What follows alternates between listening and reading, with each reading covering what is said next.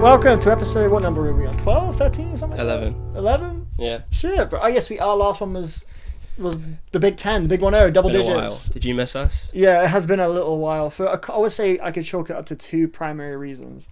Reason number one, I've been rolling out my album, so that's kind of been like my thing. So podcast has had to take a sort of backseat, but not only because of that, Daniel's been away, haven't you? Yeah. No, I was going to announce an album as well. I'm working on rock music. I'm working on rap one. music. It's called music. Music. It's very profound. With 2 exclamation points. It's going to be every genre. Don't be dumb. Yes, sir. Yeah. So yeah, you've been in Bulgaria. Yeah. I went to visit my grandparents. Yeah. Celebrate my granddad's birthday. Hell yeah. Happy birthday, Gramps. You ever call him So Gramps? true. You have like a No. nickname for him, like an affectionate family nickname? No. Nothing like that? No, that's nice. No, okay. Do you have one? Just call him Pete. I actually call him Granddad all. Wow. You never called him Granddad. I've got on my dad's side. I call that that's Granddad. Yeah, but on my mum's side, it's Pete. It's just Pete. Just Pete. Yeah, Big that's all it's ever been. You know. There we go. It's nice. Yeah. But yeah, I'm Camden. I'm Daniel. We are CD Smell Talk, CD. and we are here to talk about some stuff. I think we picked a good time. We didn't actually choose. We didn't necessarily like choose a time to take a break. It was just by proxy of what's happening in our lives. The break happened. Yeah. But it was a good time for it because I don't think it's been too like chaotic. We've missed anything crazy. You know, we're going to be talking about the Odyssey today and the new Steve Lacy, which I think we were both hoping or excited to talk about prior. Anyway, like that was something we had in mind. Like when they come out, we'll probably talk about them. And they both sort of happened around the same time. Same date. I guess what would we have talked about if we did an episode 2 weeks ago? I guess Evil Dead Burn. Yeah. And Minions. I didn't even see it. I didn't even see Minions. But what album came out around that time? I can't even think. Yeah, Madonna had an album. Ken Carson. Future had an album. Yeah, we could have talked about Future. Oh, yeah, that conversation. Yeah, we could have talked about Future, bro. Yeah, Future, man. But I would have had to listen to that album more than once. Yeah, sure. So that's the episode that would have happened, which I don't think is a huge loss. But I feel like it would be a shame to not talk about the Odyssey and Steve Lacy, given there's been anticipation for both of these on both of our parts. So yeah, it's like we have more like stock in it, more like personal investment. But yeah, the Odyssey is like the talk, bro. Holy fuck, you know, like I knew it would be, but like man, IMAX booked until like September. It's gonna crack 1 billion. Like it's nobody's business, like bro. 600 and something. Oscars, performances, freaking. It's like you're seeing people when you start seeing like I think like memes and skits riffing on parts of the movie. That's when you know it's crossed that threshold, that intangible, like it's living in the hearts of people. Whether it is people mocking it, people critiquing it, or people celebrating it, and just sort of like, I mean, this movie's got like freaking casual moviegoers interested in like IMAX formats and shit. Yeah, I've been saying this is like the 1 out of 5 films that people will watch this entire year. Yeah. So I already got my like 5 that I think people will stick to. It's Project Hail Mary. Yeah, Obsession. like the kind of generic. It's like if you're gonna see only 5 films in the cinema this year, these are the 5 films. This is one of them, and then I think it'll be Obsession as well. I think so. Yeah. Yeah. I think it's brought Toy a lot Story? of my no. Nah. I think my 5 is Project Hell, this Obsession, and then I think it'll be Doomsday and Dune 3. Sure. Yeah. Okay. But in bringing people who don't really watch many films often, like I just saw a friend of mine who doesn't log anything log Odyssey, and like the first week it came out. So yeah. I had a friend who had never heard of it. I was blown away. I was like, how the fuck? Oh, that's cool. Yeah. So just not know. Yeah, we saw Oppenheimer together too. And I was like, damn, how'd you not know? There's a new Nolan, man. Like, there's a new Nolan. There's a new Nolan. What format did you see it in? You got to see it in IMAX. I've not seen it in IMAX. But yeah, I got the the privilege to see it day one, 70 mil day one. at BFI IMAX. Beautiful. As you said, it's sold out until September. So yeah, I felt like quite the lucky boy. I feel like it's they show like Interstellar all the time. It's not going anywhere. Like you'll be able to see the Odyssey. Come back in due time. Probably. Yeah, you'll be able to see the Odyssey like another time. Yeah, down the line, like it's not going to leave the rotation. Nolan films particularly stay in it. Like 100%. You could pretty feasibly catch an Oppenheimer IMAX screening, like probably in the next like few months. Or something, I reckon September, because they always do in the UK. I don't know if I think they do in the States. Yeah, that's around the corner. Like, you know what I mean? So it's like National Cinema Day, which happens, and then they do like IMAX screenings. It's like £1 a ticket, so that's probably when you can catch it again. Oh yeah, sure. Yeah, so I mean, Nolan is a filmmaker to where I feel like a lot of people have that phase where it's like, oh, he's the GOAT. He's like the best of all time, He's a lot of people's favorite, like number one. And I think at one point in time I probably would have said that too, because yeah, for me, like when I saw Inception, that was definitely like a cornerstone viewing for me in my like journey as a film fan. Was seeing Inception just as I was like 10 years old, and I really like had like a feeling I had not felt before. Having seen, it took me a minute to realize what that feeling even was. So I feel like a lot of people had that experience with Interstellar, with The Dark Knight, with many of his movies. He just manages to capture like a certain something in the air with his films. You know, he has an approach that just it captures the grandiosity and like, you know, the emergency, the kind of dramatic elements. Like he just marries it in a very digestible way, but also in a very heady way where you feel the seriousness, the importance of it. Yeah, it's very cinematic. You know, very cinematic. Yeah, and I feel like with time I have grown less of like a Nolan head, you know, but I still really value what he brings, and I always look forward to one of his movies because you only get so many Nolans in your lifetime. And yeah, I was of course excited to see The Odyssey, very much.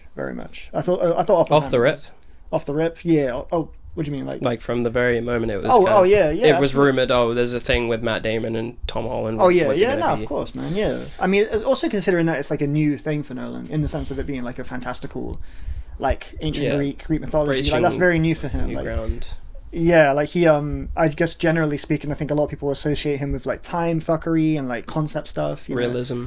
Yeah, grounded realism, crime. Grounded. He's got a lot of crime films actually. Going away like from Batman on top, you got Memento and you got Tenet, you got Insomnia as well, and I guess Following, if you want to count that. Yeah. Not as like actiony, but you know.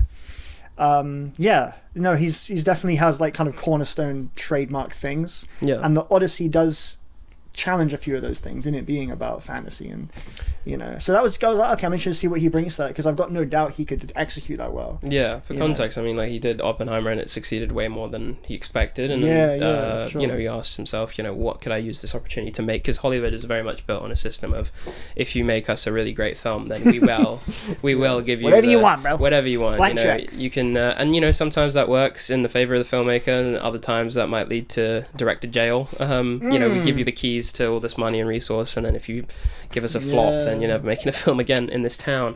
In this town, I'm a part the of other town, sure, but not here. Not this town. Yeah, they have to go to France or something. Right. Yeah, I mean, this was what he chose to do with that kind of blank check, was to make this, you know, retelling or adaptation of a beloved kind of historical classic, which has had many adaptations.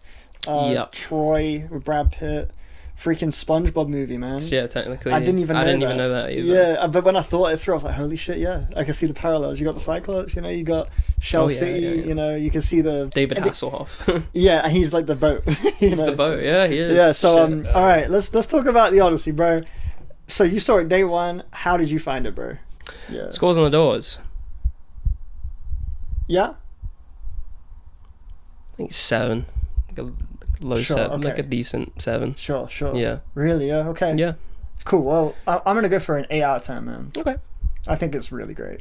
I love this movie. It's got a lot of flaws though. Yeah. It's got a lot I can definitely see, but when I think of like general feeling, I love this movie. This movie's awesome. I've been mentally still there for a while.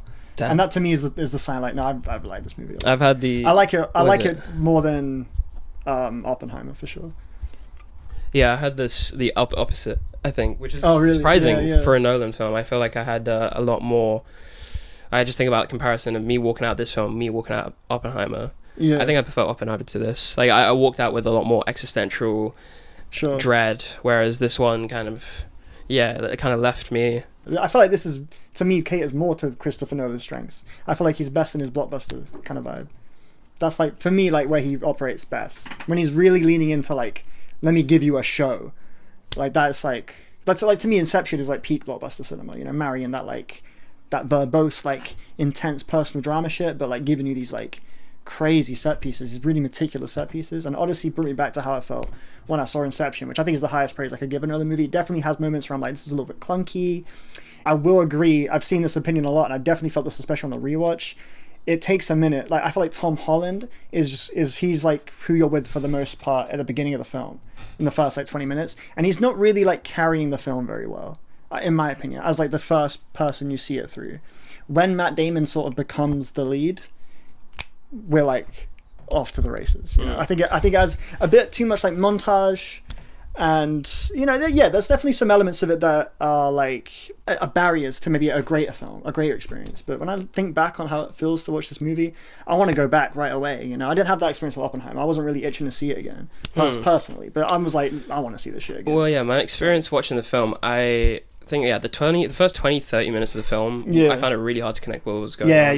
For sure. And the exposition, to be honest, was not really doing much for me. It was a lot of like explaining Zeus's lore, explaining, just kind of setting the scene, really. And I feel like where things really kick off is from the cave sequence onwards, I think. What a sequence, man. Even the stuff that, all the interpersonal drama stuff, I was finding myself more invested into from that point onwards with everything that was happening at Ithaca. They had the cheese. Well, everything with the kind of reminds me of me lately. I got food poison off a halloumi burger, I think. Yeah, so that was my Cyclops, bro. All the like drama with the suitors and whatnot. But I don't know, if I was to like do like the blanket, like what's my overall kind of vibe with this film, I think after seeing with it, I just find it to be a very dull way of presenting all of all these elements to me. I think as a whole, which is I know like quite a bold take, but I don't know. I just think like the more I understand or learn about the original text and I compare it to what kind of Nolan goes for, I think having a story that's this kind of quite at its core really human story, and how it survived all these years, but to have a story that at its core is, at least to me and a lot of people's general analysis of what this film is, it's this story about guilt and one man's trip home, of course. That's kind of what the original text is, but it's underpinned by more so the guilt and the trauma, and there's a lot of like allegorical aspects onto a soldier returning from war, and I just find it to be a very dull way of presenting the story. It's like a very, to me, Americanized way of telling a story about, Americanized. Yeah, I think so. Like, I think when you make this story and present it, with the whole thing with the lotus flower, we'll get into spoilers and stuff, but I don't know. I just found it to be like, as a whole, quite, dull. Dull? Oh, you know, 7 though, bro.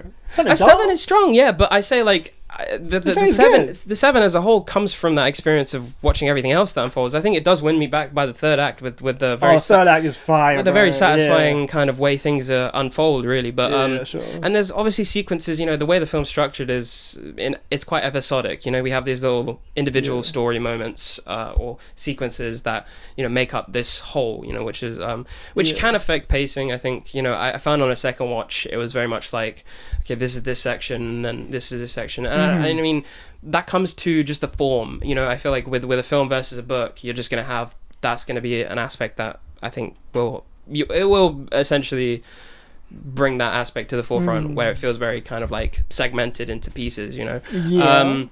So you'll have favorites. So for me, obviously, like we'll get into favorites. I think favorite sections or episodes, but.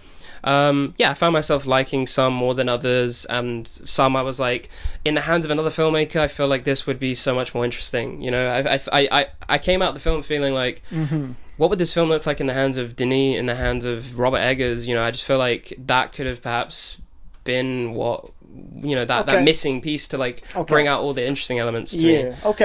As far as things in this movie that I thought were dull, some of the dialogue, some of the conversations. Definitely a little like rigid, stiff, and maybe a bit of a mismarriage as far as like the actors that were chosen and like the tone it was going for, and just kind of how exposition. I feel like Nolan dialogue is often pretty exposition heavy.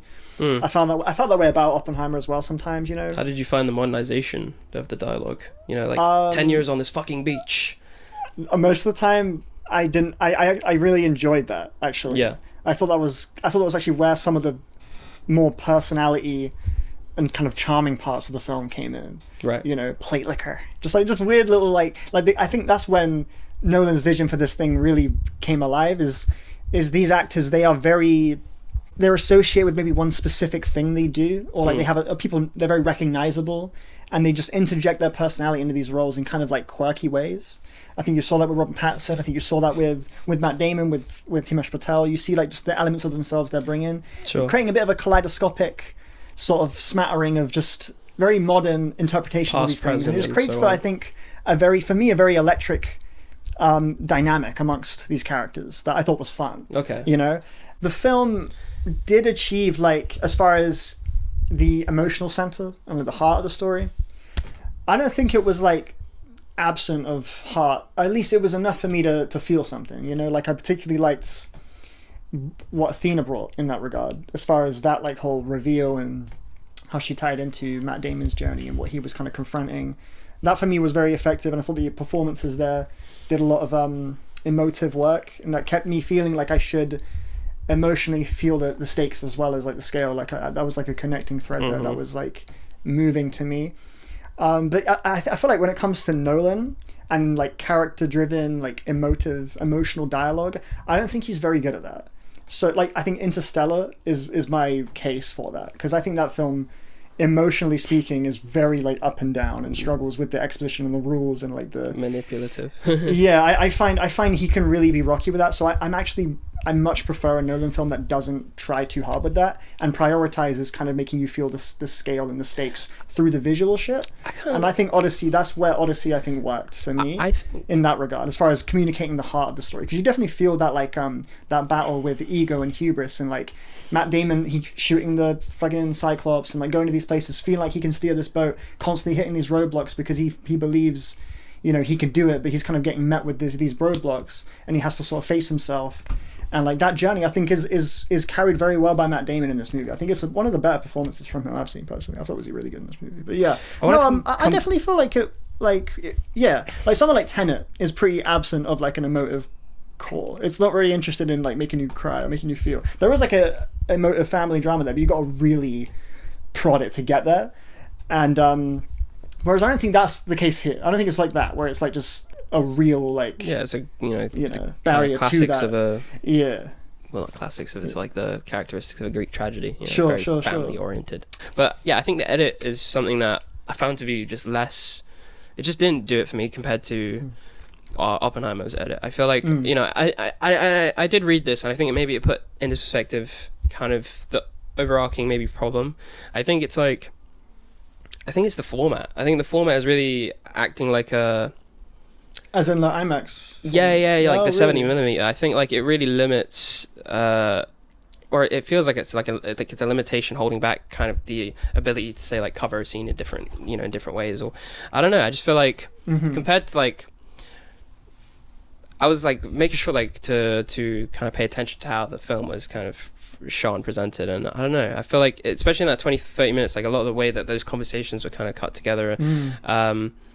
I feel like once you get into some of the action as well, I feel like sometimes the cut as well, like during the scene with the very giant tall overarching kind of dudes, I think the style of shooting on this film compared to Oppenheimer, because of these sets, I would like to obviously know about like just the process of shooting on those locations, whether that changed the approach to how they're kind of thinking about where to put the camera and whatnot. But I feel like these are really challenging locations to shoot on. Yeah, man. Big task. And I don't I think about like the kind of comfort that something like Oppenheimer would bring when it's a lot of close sets, and when it's open, it's stuff that they can kind of control, and it's more. But these occasions, in the sense that like you have to climb up 40 minutes up a hill and helicopter things over, and they shot the whole film on IMAX 70, and they created this thing called the blimp, which goes over this camera, and they to make it like quiet, call it the Keeley camera. Yeah, so it's to allow them to record the dialogue scenes. Yeah. Which obviously like. It really, to me, highlighted why. I mean, Oppenheimer, on the other hand, like obviously Oppenheimer used the format, and it was this surprising thing of like, what if you use this like high end kind of format, this high quality format to shoot conversations and faces and things that you wouldn't use this format for. I thought that was really. I think it worked really effectively. I think with Oppenheimer, especially because it felt like that film was like a constant ticking clock, Whereas I feel like this film, because of I guess maybe how everything is so episodic, I think just I don't know, like especially like all the little all the moments, especially inside of Ithaca, I found like that those just the way that those kind of scenes played out and the conversations played out, I was like it was a lot harder for me to just like stick myself into what was happening, be present, like latch onto all the words. One cut that happens while Matt and Penelope, while Odysseus and Penelope are talking, is before he sets out, and they're kind of, she shows him the little brooch of Athena, and she like carries with him, she like shifts her body from like being behind his shoulder to like being in front of him, kind of. And there's like a little cut there that's quite noticeable. But I feel like that's the case where they're trying to stitch performances together. I did think there was some really great shots that we did cut from very quickly. Yeah. I mean, I chalked that up to 3 minutes of shot. Maybe only so much room for everything. So that I felt that too for sure. I felt like it. Sorry, I felt like it was kind of 2 hours 50, a little bit for the sake of it sometimes. I mean, don't get me wrong. I love a long epic. I want to feel that. Yeah, perhaps I wanted more. Yeah. I just noticed that there was a lot of shot reusage. And a lot of repetition in some of the dialogue. You have wise eyes. Kept saying that. I was like, shit like that. I'm like, okay, well, maybe how we're using the runtime in that regard, like we could have been smarter with it distribution wise. But when I just think about this movie, man, I just think of a great time, man. I think it's a great film, bro. And I think it's like one of the most fun times I've had watching a Nolan movie. It's when I want to revisit. I can see myself revisiting, just being on this journey. I think it's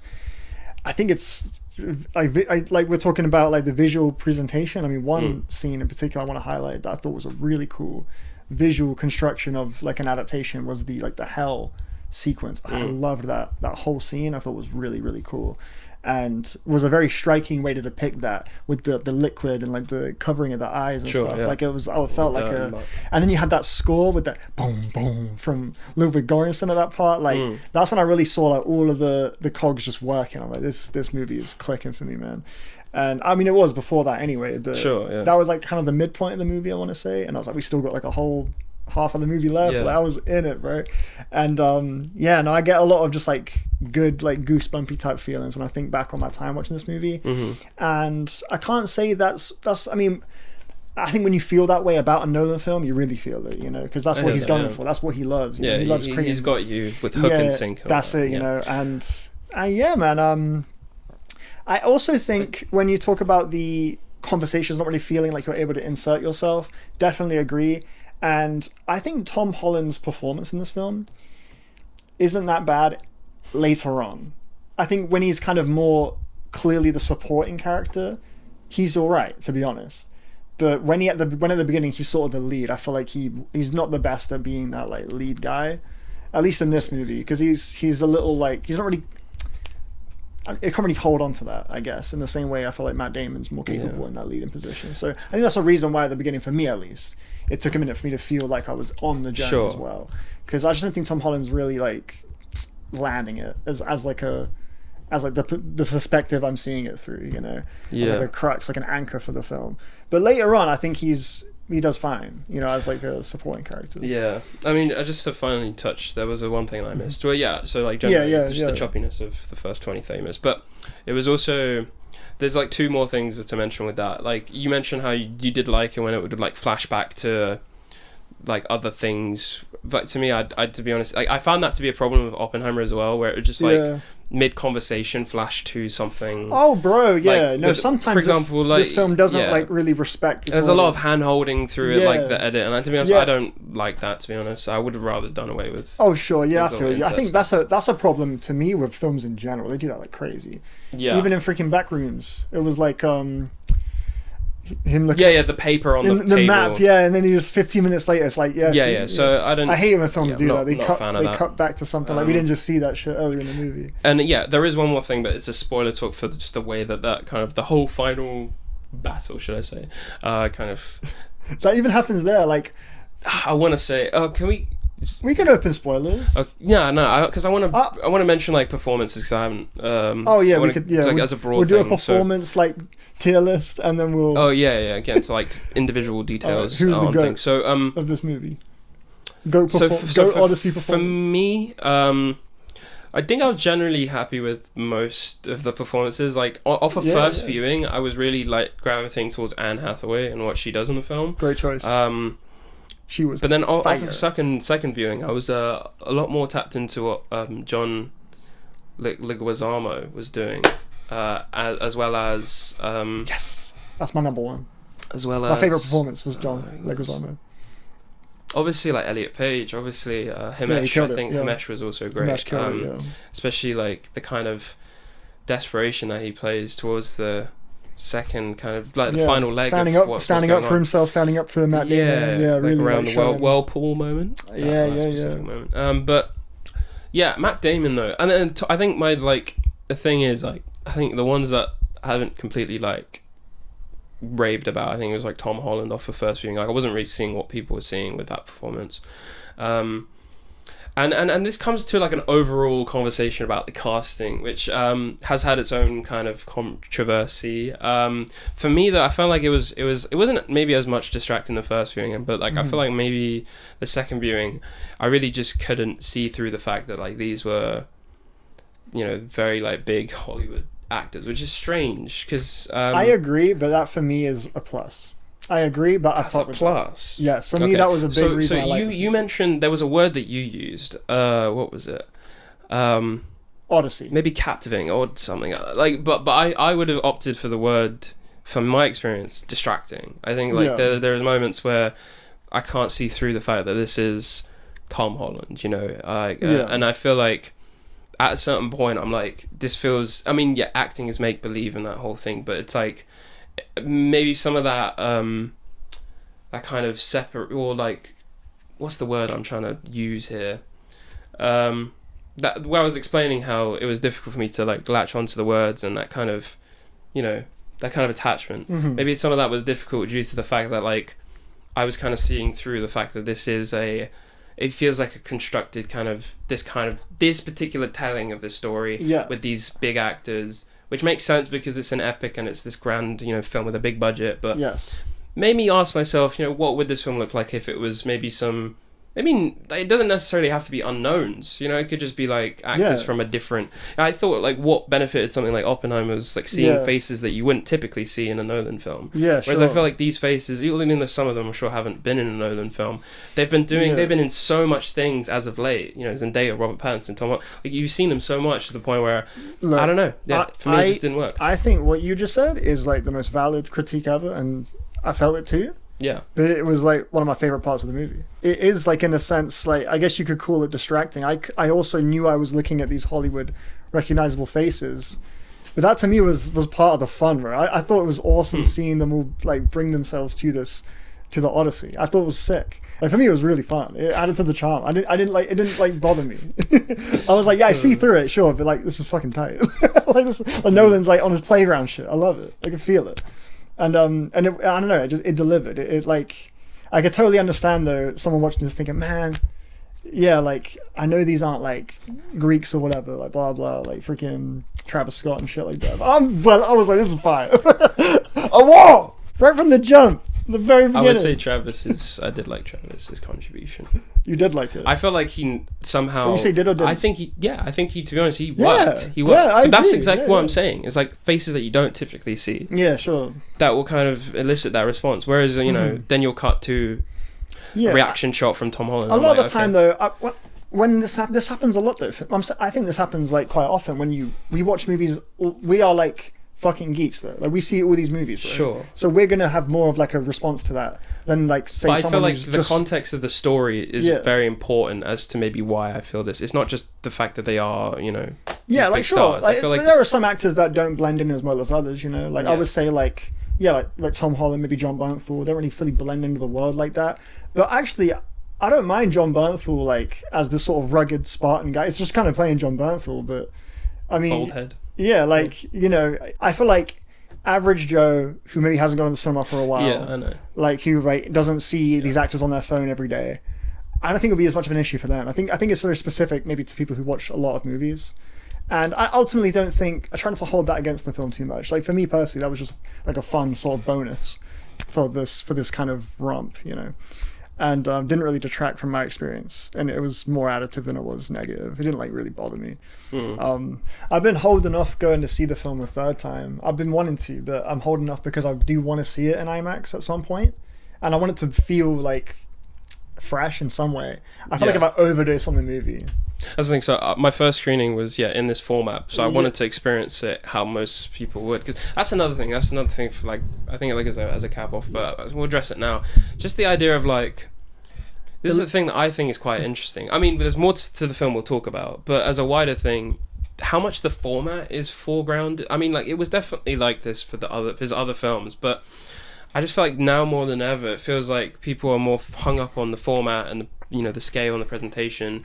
More so than like any interesting kind of perspective on how they take the story, or like what they think about what the characters are, you know, what the actual meat and potatoes of the film. I feel like it's all format, and then this whole thing of like, oh, you need to see it in this format, 70mm IMAX, but there's this inaccessibility because like majority of people don't have access to a cinema like this, and then there's obviously the cost barrier, and now people are trying to scalp tickets for a cinema, that's a first. So I find that to be a part that really irks me, just because it's like, obviously, because look, I mean, I'm saying a lot of criticism for like a 7 out of 10 rating. You know, it could change to a 6. I don't know. I find this to be often a problem that I have. You know, maybe I'll be too favorable to a film, and then I'll stick with, I'll go from my heart, wherever. Like in my heart, I'm maybe a lot more critical.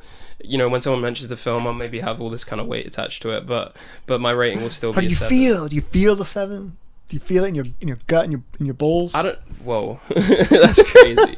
Feel it in your jellies? No, but I mean, I haven't gotten to the things that I love. Obviously we'll get into. Obviously I mentioned some of the performance stuff. But sure.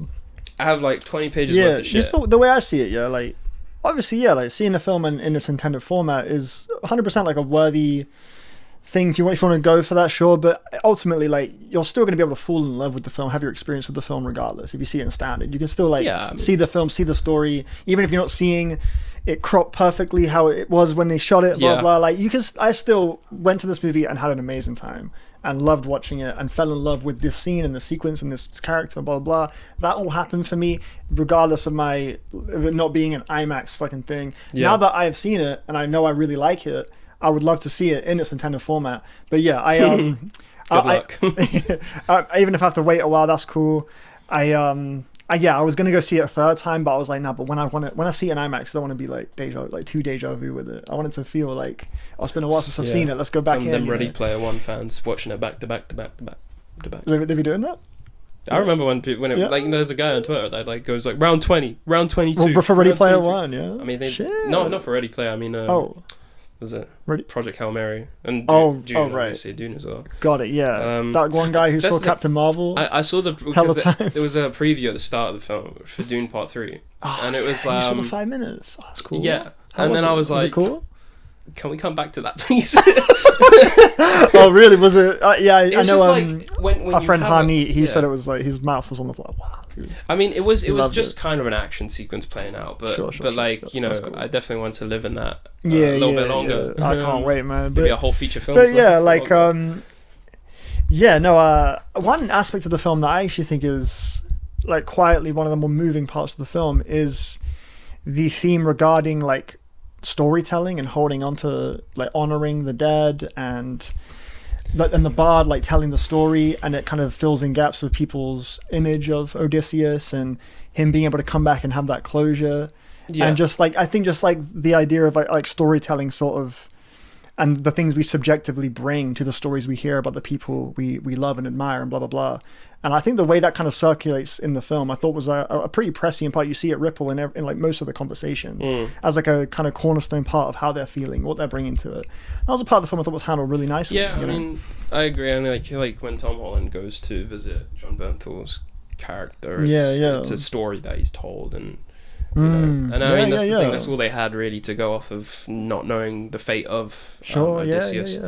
Yeah, let's open up spoiler talk. Hell yeah, man. Travis Scott opening the film. They didn't have auto-tune back then, so he had the room echo. A war. Like if we say things that have echoed, no pun intended, with me, like has stayed with me throughout the film, from the film. Yeah. I think like that is to me that whole like a face, a war, a fleet. I think that whole thing is stuck with me, and to see it repurposed in the song when I'm home, or the James Blake tune in the credits. That like that one's sick, bro. That's just plain and simple. Like the shit was really tough. It was good. Yeah, there's a lot in this movie that's just tough. It's just dope. It's just a lot of like aura to this movie. When the freaking giants came on, just whacked that guy, and they were like, "Fuck, run!" I was like, "Yeah, this is fresh." The way they looked was nuts, man. Retreated into. Yeah, they had like the rust on the white, like they looked so like seasoned and just fucking pissed. And you stepped on our turf, like it's immediately on site, and then the freaking woods like rearranging. I was like, this is freaky. This is like a scary idea, man. Yeah, how do you feel about the way that Nolan represented the gods in this? Yeah, they were dope. What do you mean? What's your point? My point is, obviously he chooses to not physically show Zeus or Poseidon, except you're saying he represents them through nature. I think the idea of like kind of feeling like you're above the gods is a big part of this film. Like, because I feel like Odysseus is trying to like defy them, you know. So having them be these like kind of omnipresent, all-encompassing things like that, you don't really spend time with like in the same way you would in like a freaking Percy Jackson. You got like Liam Neeson. Is it, you know, it's like Sean Bean or some shit playing Zeus. Yeah. No, I think that's like effective because it allows you to spend time with the sort of frailty and like them crumbling at the seams of it, you know. Especially Matt Damon, him sort of reckoning with that and coming to try to accept that, you know, that he can't like control every aspect of fate or anything like that, you know. So he's got like, so I think that was pretty effective for hammering in that theme for sure. I think the second Percy Jackson, I think that's an Odyssey adaptation, isn't it? Kind of, yeah. I mean, they're at sea at one point. Yeah, there's like, I remember there being a whirlpool scene. But he's a friend. Really? He's part of the crew. Got you. I mean, look, the Cyclops. I feel like that scene as well. Like hearing about how in the original text, like he has, you know, he speaks, and the whole way Odysseus angers him is like through more so like he's like a trickster, and I feel like that was interesting. But I feel like what they do in the film, I still, after watching a second time, I still don't necessarily understand or like the decision for him to shoot him with a bow and arrow. I feel like that was to me very that was quite I would have rather him. Totally disagree. I love you bugging just the idea of him being like himself. It represents him thinking he's like hot shit. You know, he's like, nah, fuck it. I'm gonna he ever do that? I'm gonna get my own back. When does he ever do that? Throughout the whole movie, he's doing hot shit. Yeah, well, he thinks he can like. He's like, yeah, we're gonna go here. We're doing this. It fucks up. We're gonna go here, do this. It fucks up. I'm gonna defy the gods. Hey, bro, siren song. I'm gonna be the first guy that listens to it and lives. He's like, really, he's got like a massive ego, you know, and that's like the earliest example we get of him. Like that's a dumbass thing to do, but he does it anyway because he wants to prove a point. Himesh is like, what the fuck you doing? And it's like, to me, it's like it's part of the character arc. You know what I mean?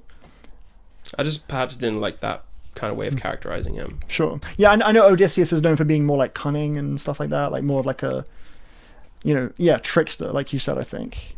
And yeah, Matt Damon isn't necessarily very, he's not really bringing that to the role. Because it just feels like, it feels like you're going from like one end of the spectrum to the other in like almost an instant, and I don't necessarily believe that he's always been that way. No, you see it though. You see it in the way he talks to the crewmates. Like he's like, nah, listen to me. You know, I've got this. He's like trying to really be that guy. Yeah, I think. And they're all kind of even when they question it or have suggestions, he's like, no, we'll do this. It's like to me, it's like there's three moments. Obviously, it's that, and then obviously he's like, we're not going to follow Agamemnon. We're going to visit these ports and like see the trek, and then we'll be back before them. You know, that kind of ignorance to kind of what lies in front of him. But and then obviously like the siren song, like his justification for it is just like, I want to be the first one and hear it and live. You know, but I don't know.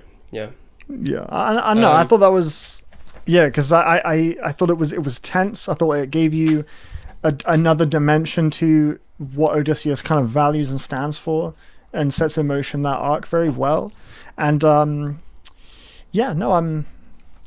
on. I think we lose some of the stuff with the Cyclops that I think would have been really interesting, because he's just when he's in the water, that looks fucking sick. When he's like heads poking out and like that shit's awesome. Great shit. There is like an I'll say it as my final closing statement. Got your notes? You want to show people your notes? Yeah, I got. You're gonna say no? I want to show them. No, I don't want to show my notes. I do like the bow pluck as a sound motif. I thought that was really effective, and to blend that into the score as well. I feel like that was What? Holy shit! What? Am I lying? Just got slipped with the aura. Am I lying though? No. His little stance? Wicked. I think, it's just the aura. We're going to mention Agamemnon aura. I really liked Elliot Page's voice. He sounded so like snarling and bitter in the hell. Feel free to add some stuff. That was funny too. Yeah, no, that was I thought a really good performance. Yeah, that was another line where it was like, I wrote that down as more of like a banging line. That's what I'm talking about. It adds to the personality, but I don't know. Yeah. It's like kind of just like took me out a little. Just like I wrote. Yeah, see, this movie I think has way more like personality than like Oppenheimer does. That's cap. Yeah. In my opinion, that's part of why I think I thought. Does it have Robert Downey Jr. in it? No. It doesn't. It's got a different Robert. It's coming to get these beggars out of here. Why I knew he was gonna hit that. At some point, he was gonna hit it. Of course. How would I not hit that? Why would I? I'll be disappointed. He planted the seed by saying, "I've been seeing like memes. I've been seeing memes. I'm gonna get these beggars out of here." You like that part? No, I like that part. Yeah. Obviously, I like that part. I like the part where he drinks the wine and he's like it's like a snake. Yeah, bro, it's great. There you go. Yeah, see, I'm noticing. Noticing. What a film. Let's go to the.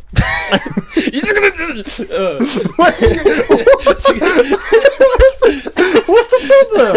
I love the movie. I'm enjoying the chat about the movie. Why are you gonna bother, bro? Bro, no, it's just like. You'll slip it in. You always slip it in. It's always what do you mean? I'm just talking. Yeah. The dog arc, that was really good. It was. Yeah. And his tail. Oh yeah, spoilers, obviously. Yeah, we know. We already said that, bro. Said that, bro. So these beggars the dog tail wagging before he dies. I think it was really beautiful. Yeah. It does get undercut by the cut to the young, him being young on the cliff edge. But sure. But yeah, it was really lovely to have that. Yeah, John Leguizamo, man, that's probably my pick for the best performance in this movie. The philosophy he brought, the frailness, the sort of like passion he had towards Odysseus. You could really feel their history, Like when he tells him, when the beggar comes back and he tells him Odysseus is alive, he's like, he's at the limit, he's holding on kind of in the background. I thought it was really funny too when like the fight's done, he's like, what happened? Yeah. Is he alive? That cracked me up. That did, yeah. And that scene, like, bro, right before like Odysseus heads off and he's like, vengeance, like, what does he say? He says something crazy. He's like, I'm coming back for it. Oh, and then the music hits. I was like, let's go, bro. That part, I laughed. Yeah, no, what do you mean? You don't like that part? When we watched it in the 70mm, the sound was so loud. The bass was so boosted. I can't wait. That but it was like I had to crack a laugh because it was just so ridiculous. Sure. No, that's fair. No, it's like there is a hamminess to all of this. That's why I love it. I agree, it is funny. But it's like but I'm sure it wasn't the same for you because I listened to it on my second viewing. I like tried to like pick out if it was as loud universally, but no, it was. I'm fascinated. It was just in the screening. It was just. I was just like laughing because it was just this is it. This is what people joke about all the time, and now I'm experiencing it. I never noticed during Tenet the sound makes blah blah blah, but now I'm like noticing it. It's like, whoa, this is hilarious. Yeah, that's funny. Yeah. He says my sound. Yeah. I went to see it in an Odeon iSense screen, it's basically just Dolby sound, bigger screen. Yeah, it's good. It's really good. Yeah. And I think it was a good way to watch the movie. And sound mix was for me perfect. It was nothing wrong with it. And I have seen some people say the sound mix is like deafening at certain points and really loud. Yeah, the Cyclops scream so loud. Was it really loud? Yeah.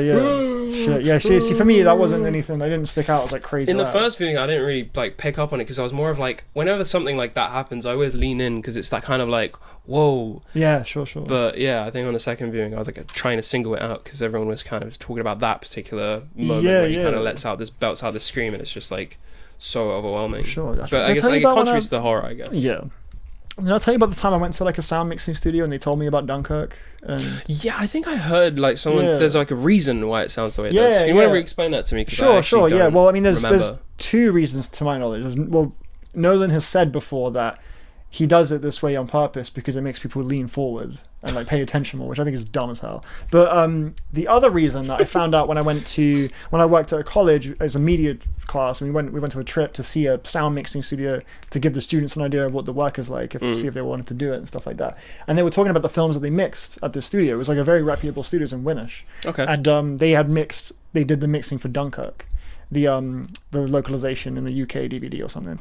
And they said that when they got sent Dunkirk, it was before it released, and they had sent it with everything in the background blurred out. it was just the faces of the characters, just the eyes or the mouths or like, and everything else was just like black. And it was like a blurred out. All you could see was the faces. Oh yeah. So they were sound mixing with just that to work with. Yeah, they didn't know what was happening in the background because it was like blurred out because they want to keep it under wraps. You know, Nolan secrecy leaks and shit. Like, even his scripts, he tears them up. You know, he gets people to shred them. Right. Yeah. He's very like patting down on that type of shit. But that's why he said, like, have you seen one of his movies and thought the sounds of it? That's why we don't know what's going on when we're mixing it. We don't know what's happening. We can hear it, but we can't see it.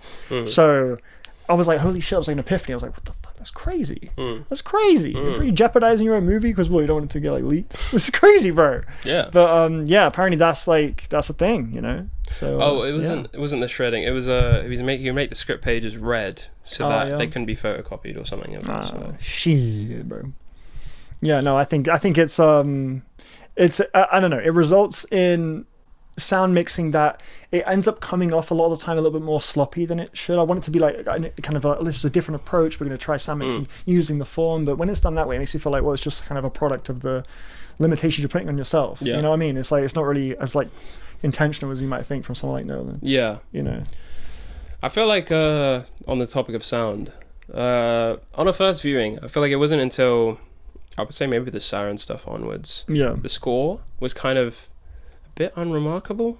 Oh wow! I think, damn, but I think on a second viewing. You're saying the first time you saw it? Yeah. Did you come around to it on the second time? On the second time, I was a bit more favourable to it overall and what it kind of did for the film. But yeah, it'd be fucking nuts though if Ludwig gets another Oscar for this. I don't think this is the one that should. Yeah. I feel there'll be.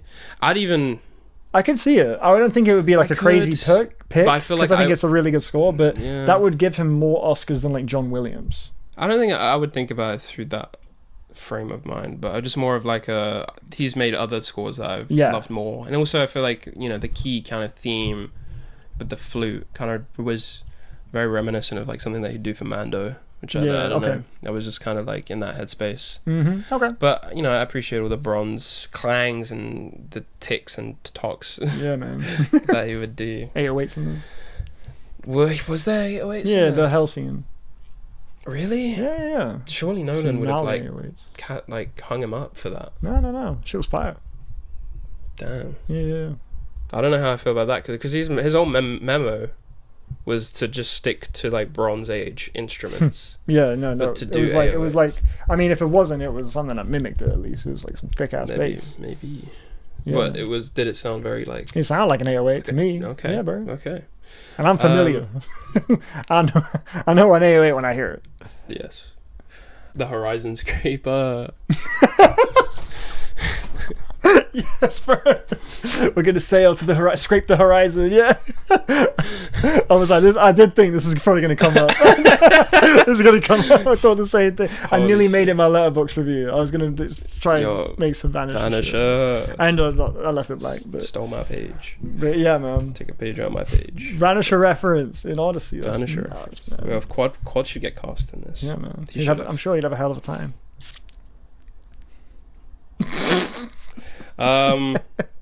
Yeah, I mean, like people have already like I think there's enough people talking about it, but the whole thing with like people from the sea and as a kind of like overarching existential thing, and then the kind of simplification of the Bronze Age ending, like it's for a narrative purpose. I'm sure like there's a reason everything is kind of simplified for the story to have all these kind of stakes and urgency, but I feel like it kind of negates a wider conversation, which is I think we're seeing a lot of fair criticism from people kind of unpacking the way and also like I mean like Zeus's law as a kind of framework I don't think was a thing from the original text, but sure, right, it kind of is introduced as this blanket thing for humility and grace. Exactly. Yeah. Being exactly. kind of treating people generous. how you want to be treated, kind of vibe. I mean, look, I don't know, man. Like I think as a like you could say what like I felt like there was on the second viewing I noticed it a lot more, but like the similarities to Oppenheimer in a sense that it's a similar existential kind of edit and ending, but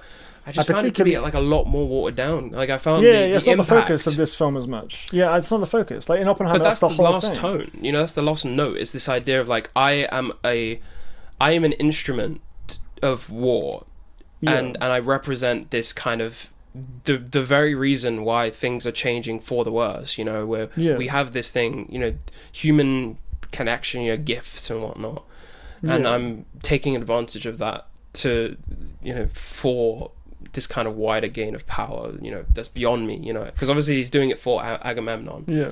Well, you love. No, carry on. Keep going. Finish your point, bro. You didn't like the way I said that. No, finish your point. That just fully derailed you. Shit, I'm sorry. Please continue. You're saying how like this. You're saying this is a watered down Oppenheimer. That's what you said. Yeah. So like the final note, right? Right. It's like yes, it is. What is going on? I think it's funny. What? You're saying it's a watered down Oppenheimer. But it's true, I think, because it's like it's a similar existential like. Like you're saying, okay, but do you see the parallels with Oppenheimer? Oh yeah, duh. Matt Damon picked it up on reading it from his first read.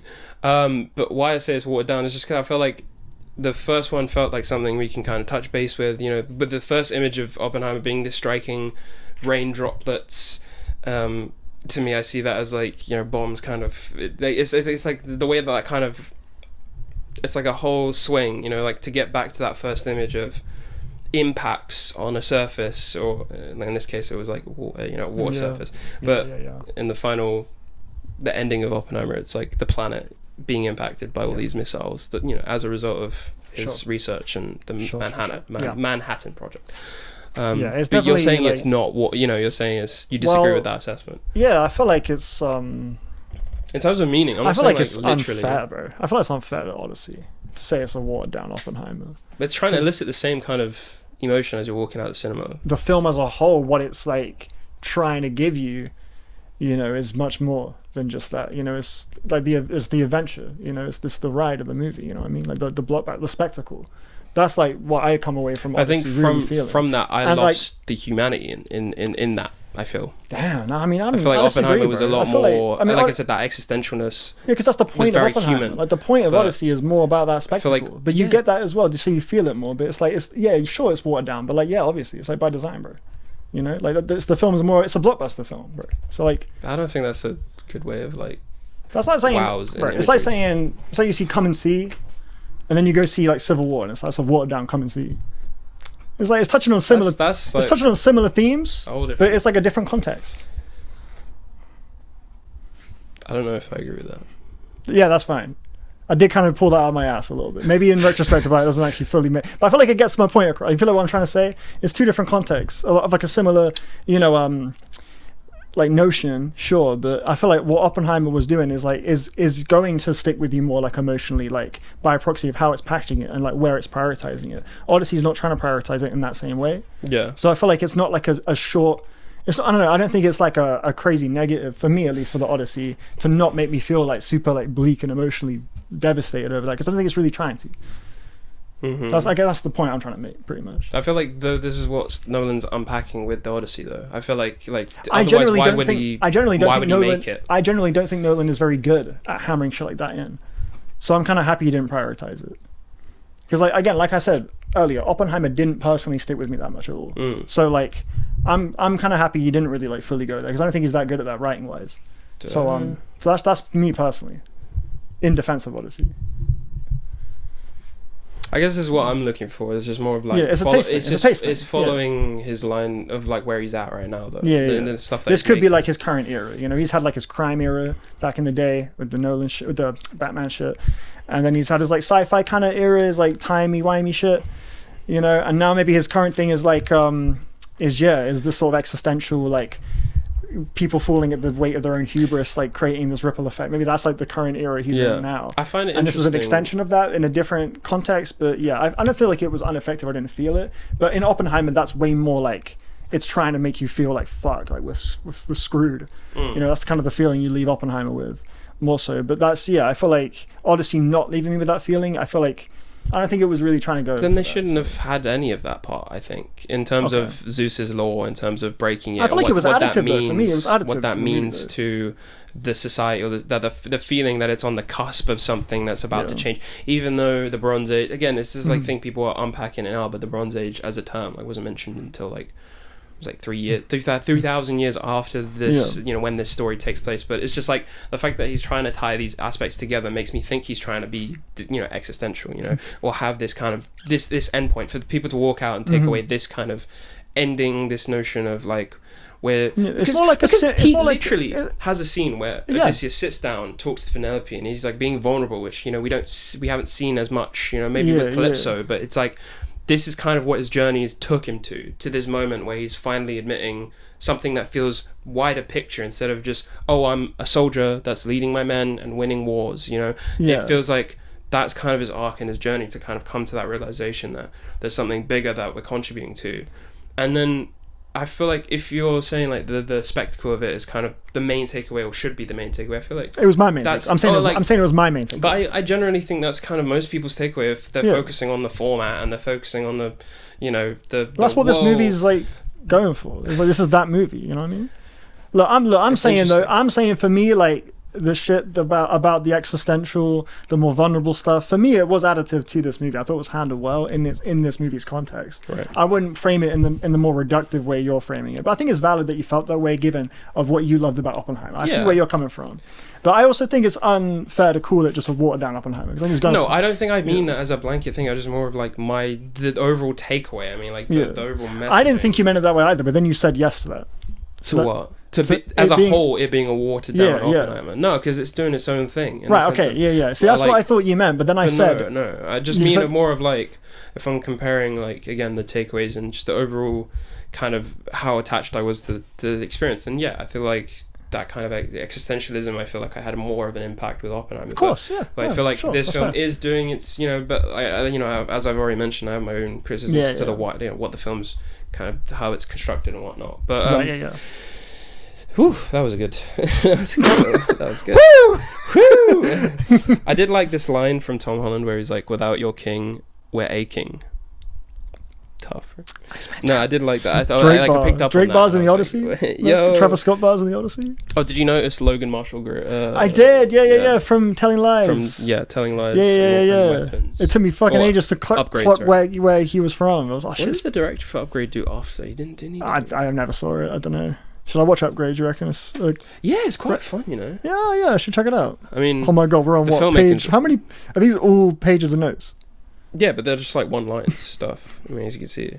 Oh yeah, shallow focus. How many pages you got? 20. Well, I was doing like but obviously like I can't see shit. It's like pitch black, so I'm just like writing with this my was pen. In the cinema as well. Yeah. Bro. I was like. That's why I said I was Anton Hugo after Anton Ego. Anton Ego in the cinema. Because I mean, like I had fun, but like I was also trying to like. Yeah. Which was interesting because I mean, like with Obsession, I just pulled up a pirated copy of it and like started writing stuff down. Oh really? Okay. Yeah. But I just wanted to like have that second experience. No, it's nice that you go this hard. With this though, like I don't do every film, obviously. Yeah. Hire me. Shallow. Yeah, the shallow focus. There was this one moment that, sadly, like because of how much the moment where Anne Hathaway was like sitting with. It was after Telemachus came back, and they're like sitting down, and she screams, "I want Odysseus," and then walks off. Yes. That whole moment, she was like because of how much she was leaning in and whatnot, and I felt like there was like, other moments. It was that, but it was also just like. Because of how the lenses, like the shallow depth of focus, like everything's really blurry in the background. Sure. So like if she moves a lot, like it's just like having trouble trying to like follow her, and like so there's a few shots in here where it's like kind of out of focus and like it's not the most like right. So that's why you didn't give it the out of 10. Oh yeah, just that. Yeah, that was the only reason. No, what was the other thing? I really liked the lighting and just generally like how the light looked on the skin. Yeah, and lovely. Like again, seeing it on a screen that big, it was just like that's cool that I get to experience that a second time over, it's like these big faces doing just aura farming, like doing whatever they're doing. Feels like a really stupid simplification of acting, but I like that. All the especially it benefits like Robert Pattinson's character, especially because he's got so many little like ticks. Like he'll say something and then Anne Hathaway will be like, no, I don't want to talk to you anymore. Like for context, Robert Pattinson's a suitor and he's trying to like obviously slime his way through to the throne, but he's like got all these little ticks, so he's like all these little like mouth quivers and like eyebrow things, and it's just like that's kind of what he's known for. He kind of fumbled too. He kind of fumbled because he was getting somewhere. Yeah, but then he said, "Until I have a son of my own." And I was like, "Mate, you were there. you were there, bro. You had it. That was a really well constructed, like the through what she was like kind of sewing together, and like seeing him on one side, and then he knows exactly when to put the hand on the face. That felt like some good like Greek kind of tragedy-esque, you know what I'm saying? It is tragedy, but just more of like the kind of the backstabbing or the betrayal stuff that's happening, you know, the scheming. I think that's a very like classic thing that you always see in those kind of stories, especially in like a lot of the Shakespeare stuff that I've read in the past. Ithaca Scheming, directed by James McAvoy. Ithaca Scheming. Ithaca Scheming, oh my god. James McAvoy. That is an insane pull. Do you reckon that was funny? Should we keep that in the edit? Should we keep that in the edit? Well, was that we are stuff? Now because it's a moment in itself. Was that good stuff? Yeah, man. Somebody get these cloppers out of here. That's like a slur for Cyclops. Somebody get these cloppers out of here. No, dude, you can't say that. Whoa. Yeah, right. I mean, now that I've invented it as a slur, I can't say it. But I think that was okay because I was introducing it. So right. So now the rule is. So Camden is going to be now henceforth known as the introducer to the Cyclops slur. Fuck, what have I done? You just sabotaged your own I've ruined CD Small Talk. You ruined that and the rollout. My album's fucked now. Yeah, you're going to get cancelled. It's completely fucked. I got to cancel it. I got to cancel the album. Unlist it from District. Yeah, because then people will hear it and think, oh, I don't want to hear it because I'm supporting it. Yeah. I'm supporting an evil guy. An anti-clock. I want people in that like moral questionable decision. I think I saw you in the film. You were part of the Odysseus. You saw that? Men. You were the guy that. I was one of the guys when Matt Damon said "Let's go." I was like, "Let's go." You drove the stake right into its eye.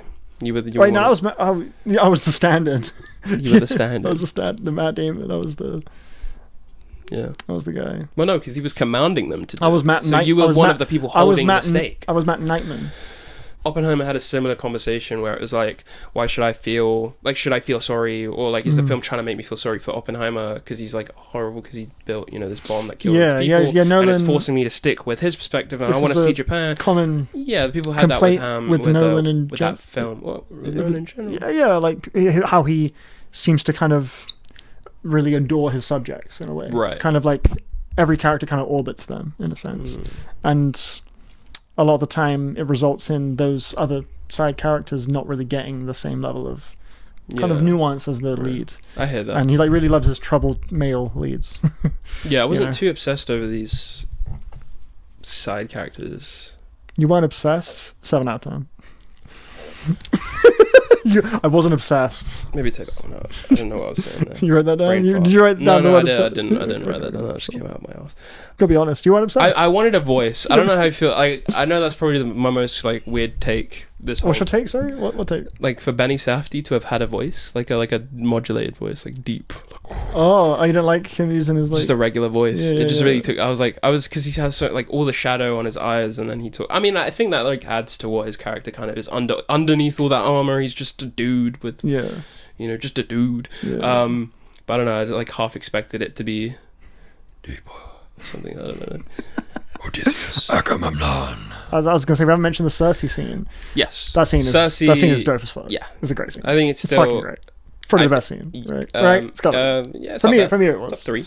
Top three. Oh, actually, you know what? It's close with the fight at the end. I think that's probably the best action scene in the Nolan. I have things to say about that scene, but you have as in like things you don't like about it. Just maybe one thing. Oh, yeah, okay. What's that? Go on, tell me. We'll get to it. Oh, why can't you tell me? I want to know. No, the Cersei scene was. I mean, obviously, bit of alliteration there, isn't it? Cersei scene. Samantha Morton. The sussy scene. What's sussy scene, bro? I mean, look, like let's be professional, man. Why are you talking about sus scenes, bro? Holy shit! I can't even get it out. Like I've heard some people not like kind of the way they took Cersei as a character, but I don't know, like, I don't know the inner workings, but I think for what Samantha Morton did in the character, like, as a character in the film, like, very memorable, very memorable.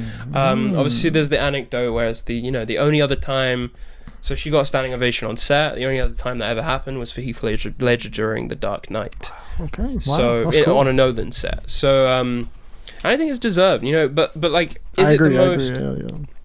I think I don't know, man. I feel like the second viewing really took away some of the magic, I think, from the Cyclops scene and maybe the Cersei scene, because you obviously like know how it's gonna go, but can't relate. But I also I don't know. I feel like because of the film, it's like the runtime. It's somehow, for me, like, it's interesting. People say it's like maybe a bit too long, but I would have honestly wanted it a bit longer, to stay in these moments for a little bit longer, because I feel like we get there and then we do there's a the little vignette of the scene, right? But then I think we just blast through it. It's interesting, like, we blast through it too fast. I would have liked to say stay with the Cyclops, have that dialogue moment that was missed in the original text, to flesh that out a bit more. Also, the passage of time maybe is like it's a bit lost, because they're in there. It's clearly implied they're in there for a while. The whole like game of he's coming back, he's leaving, he's coming back, he's leaving. We're just making up complaints. You're blasting through the Cersei scene, bro. It's not that fast paced. Yeah, because she turns him into the pigs, and then he immediately comes up, and then you have that exchange, and then it goes from that to she's saying that whole monologue she has about the true nature of these men, and then the men are back, and she's just saying, and sure, it's like, it just, to me, I don't know. Yeah, I would have liked. I don't know. That more. I don't think I feel I would have loved more. I would have loved more, because it was great.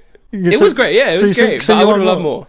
Of course, yeah, but like, I don't know, man. Like, you can have too much of a good thing, you know what I mean? Not too much of a good thing. I just feel like it's really like slam dunk. I don't know. Nah, I mean, you don't think they slam dunked?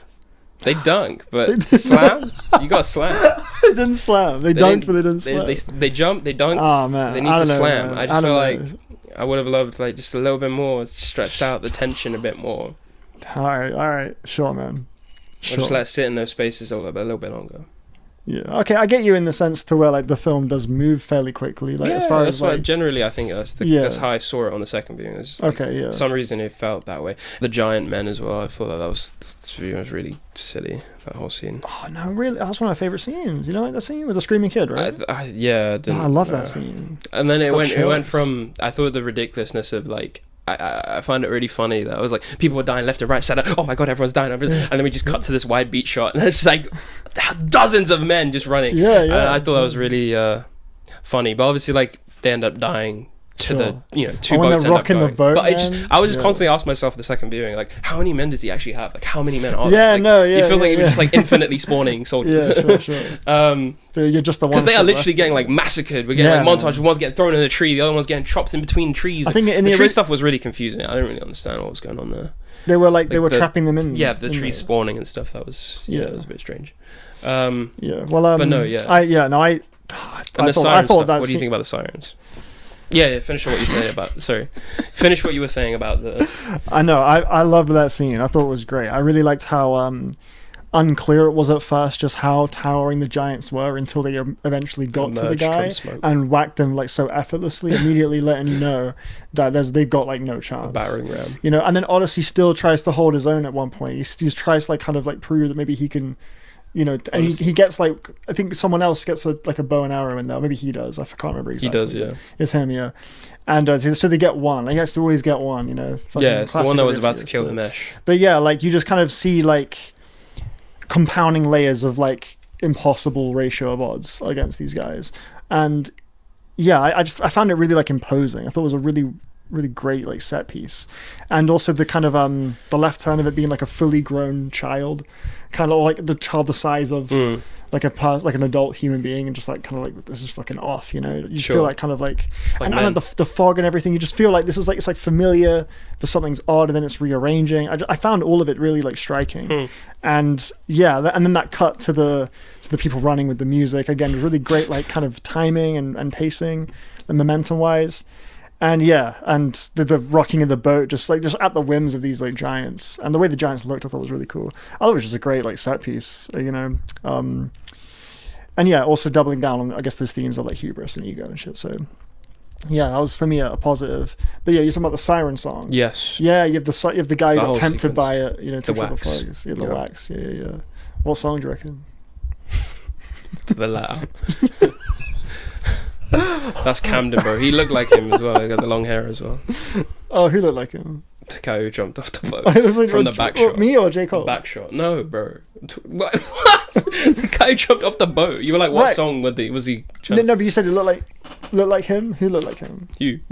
He looked like me. Because the long hair. Oh, right. Okay, that's what I was saying. That's the only detail. Right. Okay, I was asking, did he look like me or J. Cole? Who did you mean? No. Because you mentioned J. Cole. Obviously. No. Because you're the ride or die for Jake. For the let out. Yeah. Well, me and David. Can't exclude David.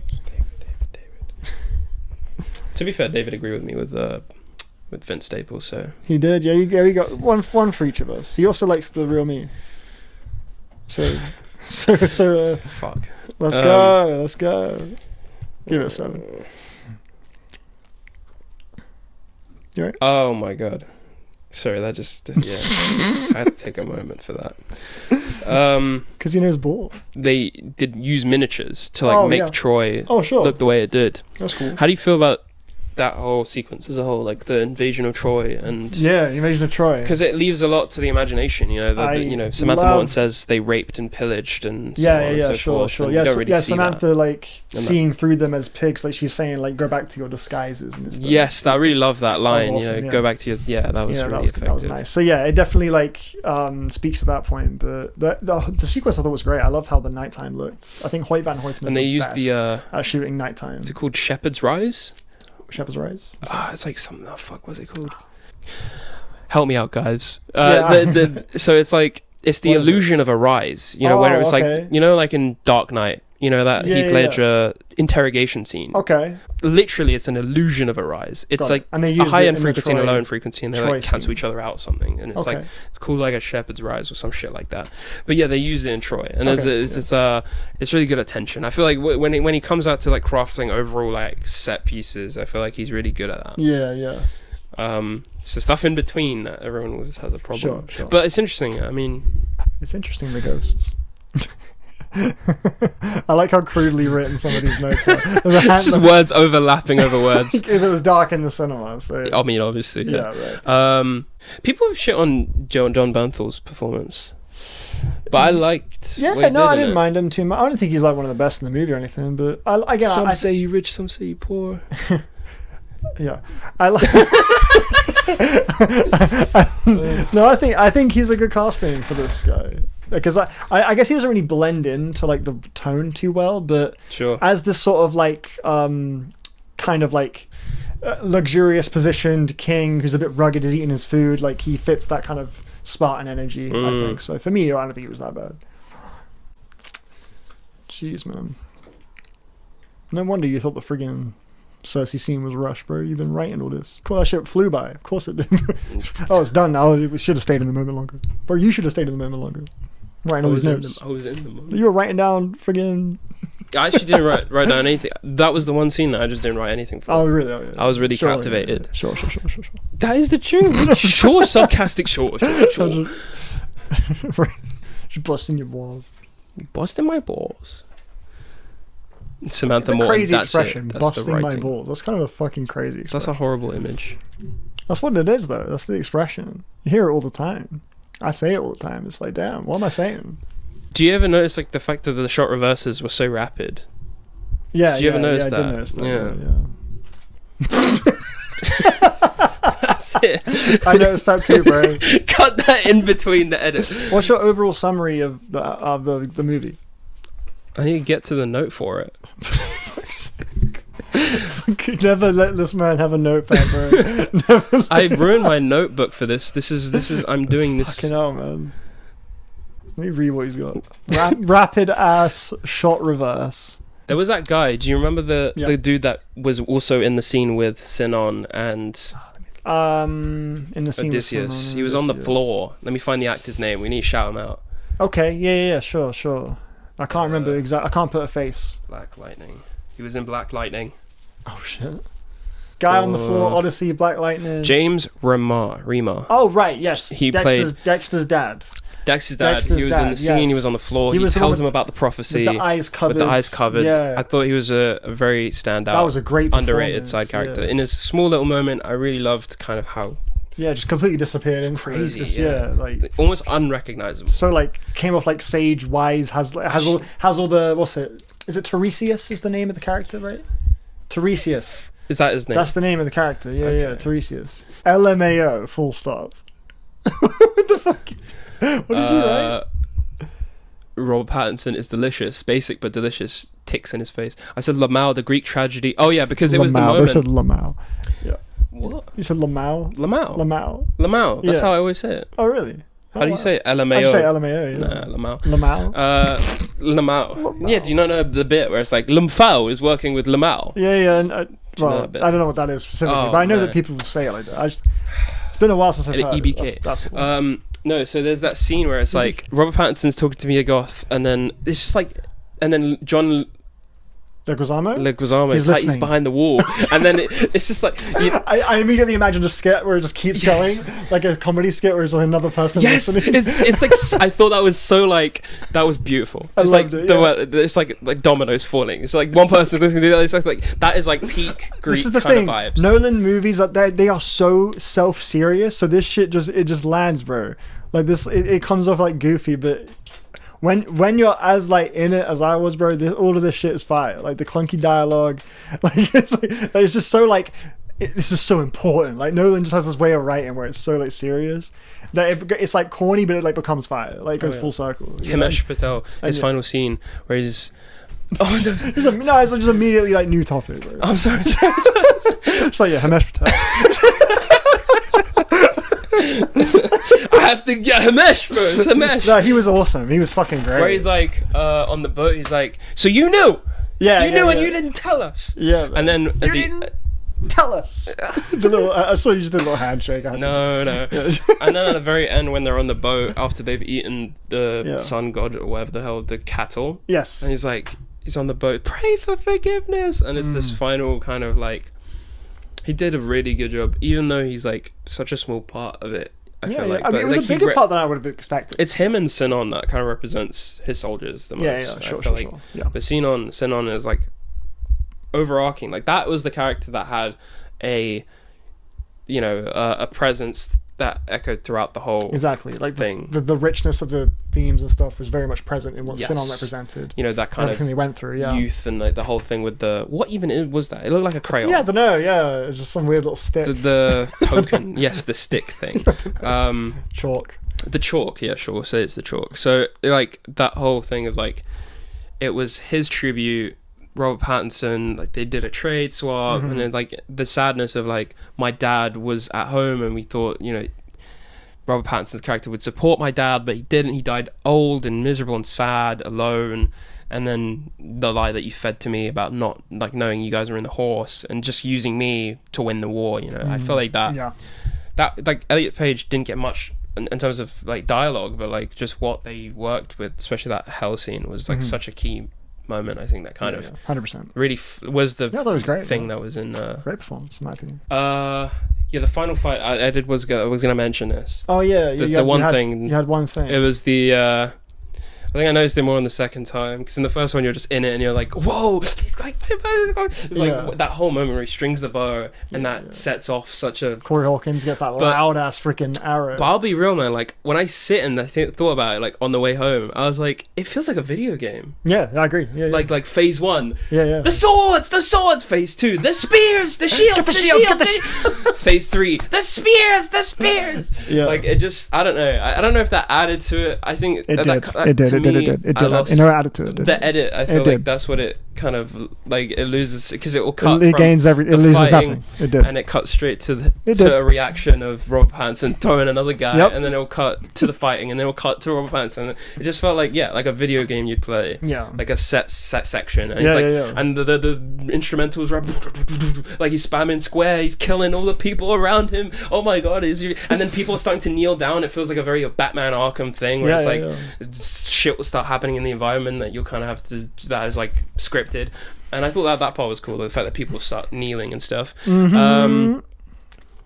I mean, the overall like momentum on the second viewing, I was like, yeah, there's a lot in this whole kind of stretch that like takes you out of this momentum, you know, whether it be the stuff that's happening upstairs, the struggle to just kill one guy, or just all the stuff with Robert Pattinson, like intercutting and stuff like that. See, look, I don't know, bro. Like, for me, the second viewing, everything improved for me on the second viewing. Everything got better.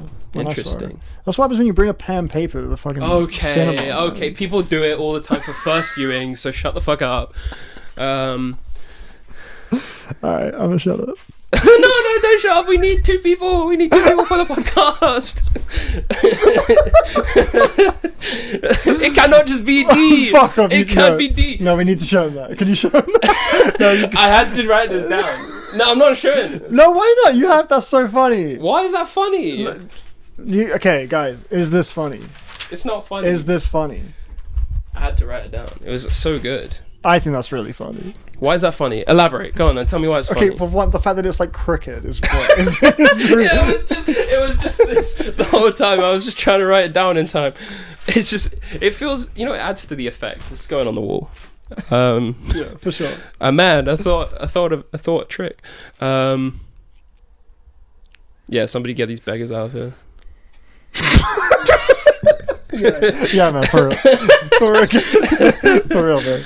I'm getting sick of it. Oh, yeah, I love that delivery. It was like, oh, he has something for me! Yes, bro. Pattinson eating it up, doing his thing, bro. The little crayon, and then he throws the fucking stool at the back of his head. Okay, these are my final thoughts. Yeah, give me your final summary. So the Odyssey was a hoot of the hoot.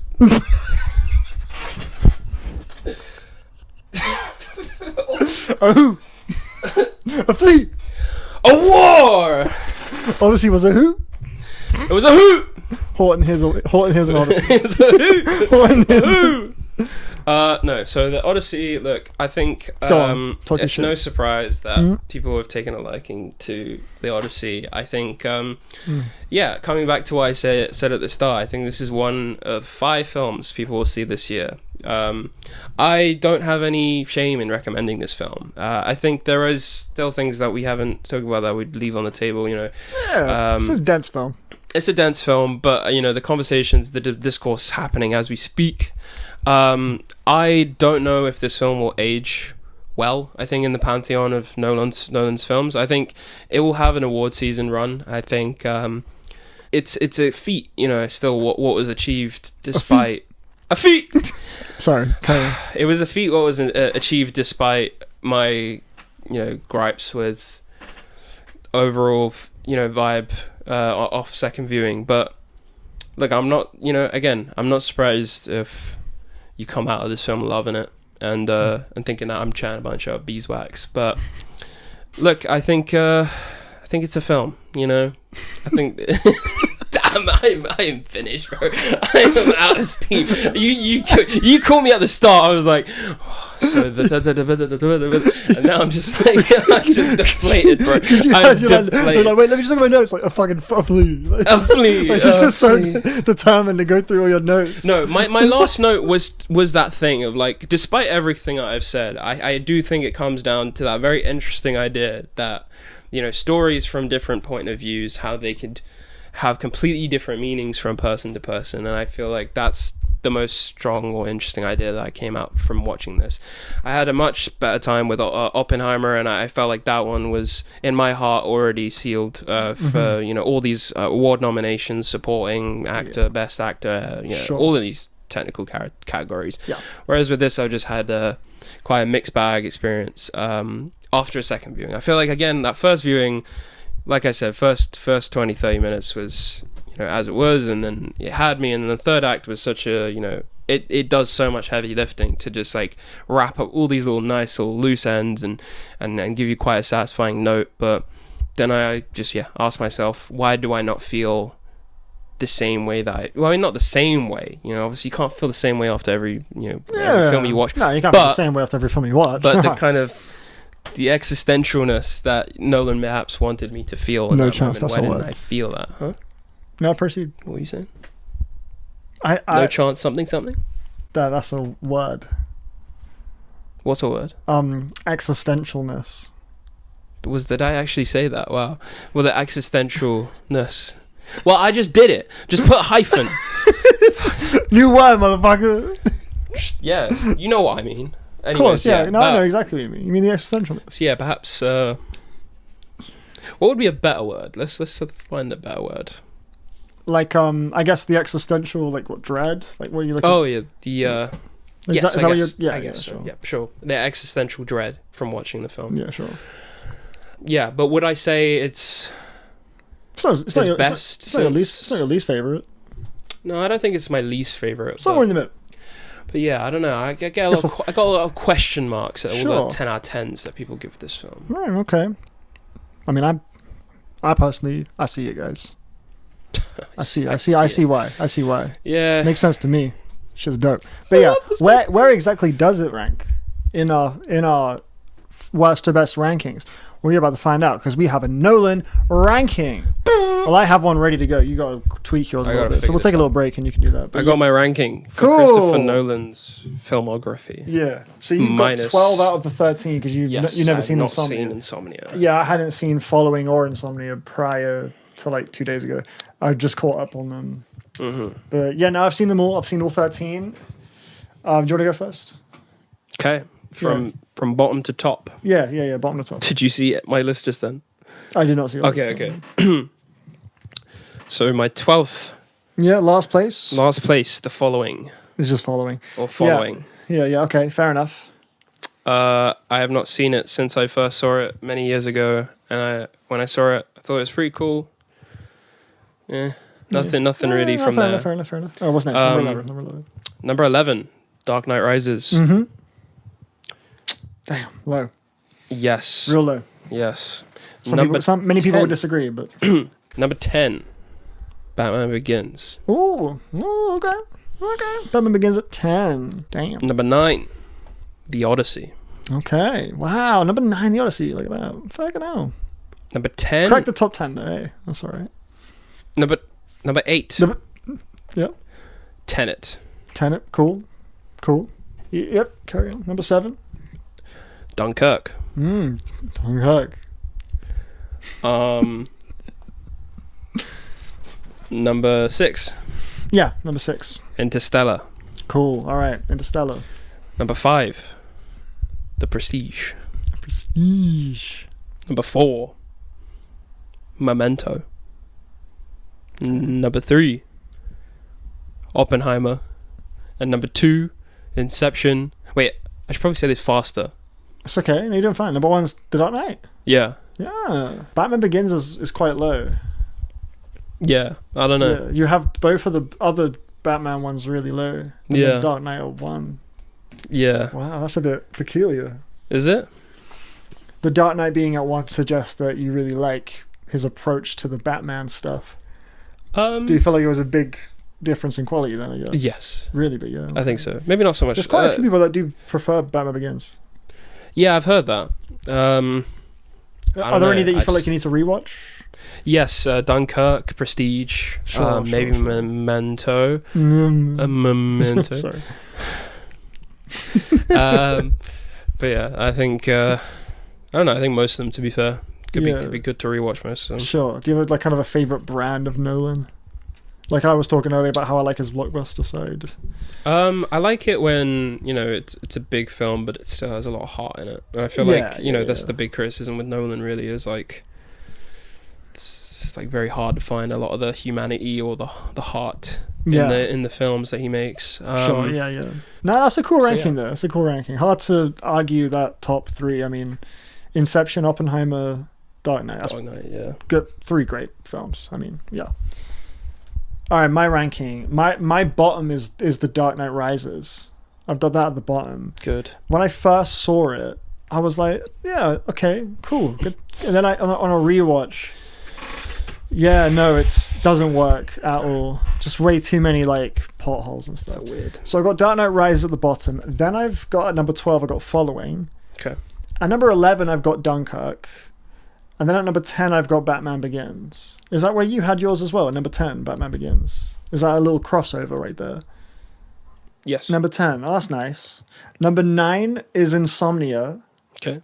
And then number 8 is Interstellar for me. Yeah. Just above Insomnia. After that, at number 7, I've got Oppenheimer. Then at number 6, it's Tenet, which brings us to the top 5. My 5th place is The Dark Knight. My 4th place is The Odyssey. Shut up. No, it's subjective. You got to remind yourself. It's subjective. It's just subjective. My 3rd place is The Prestige. At number 2, it's Memento, and I got Inception at 1. Right there. Yeah, fair enough. Yeah. Any questions? Any questions? The Dark Knight underneath Odyssey, bro. Yeah, I prefer the Odyssey. I like the Dark Knight a lot, though. It's great. Yeah, Odyssey, I would say, is the film I enjoyed more, but it's close. It's very close. It's probably the closest one out of the lot, to be fair. And Tenet went way up in my estimation. Tenet's crazy. On a rewatch. Above Oppenheimer. Yeah, I prefer that. Yeah. You didn't find the... Oof. Go on. Begin with Tenet. Yeah, I'm guessing you were just swept up in its spectacle and grandiosity. I mean, it's not that grandiose, though, is it? It's more just like concept heavy, isn't it? Conceptually grandiose, sure, yeah, ambitious.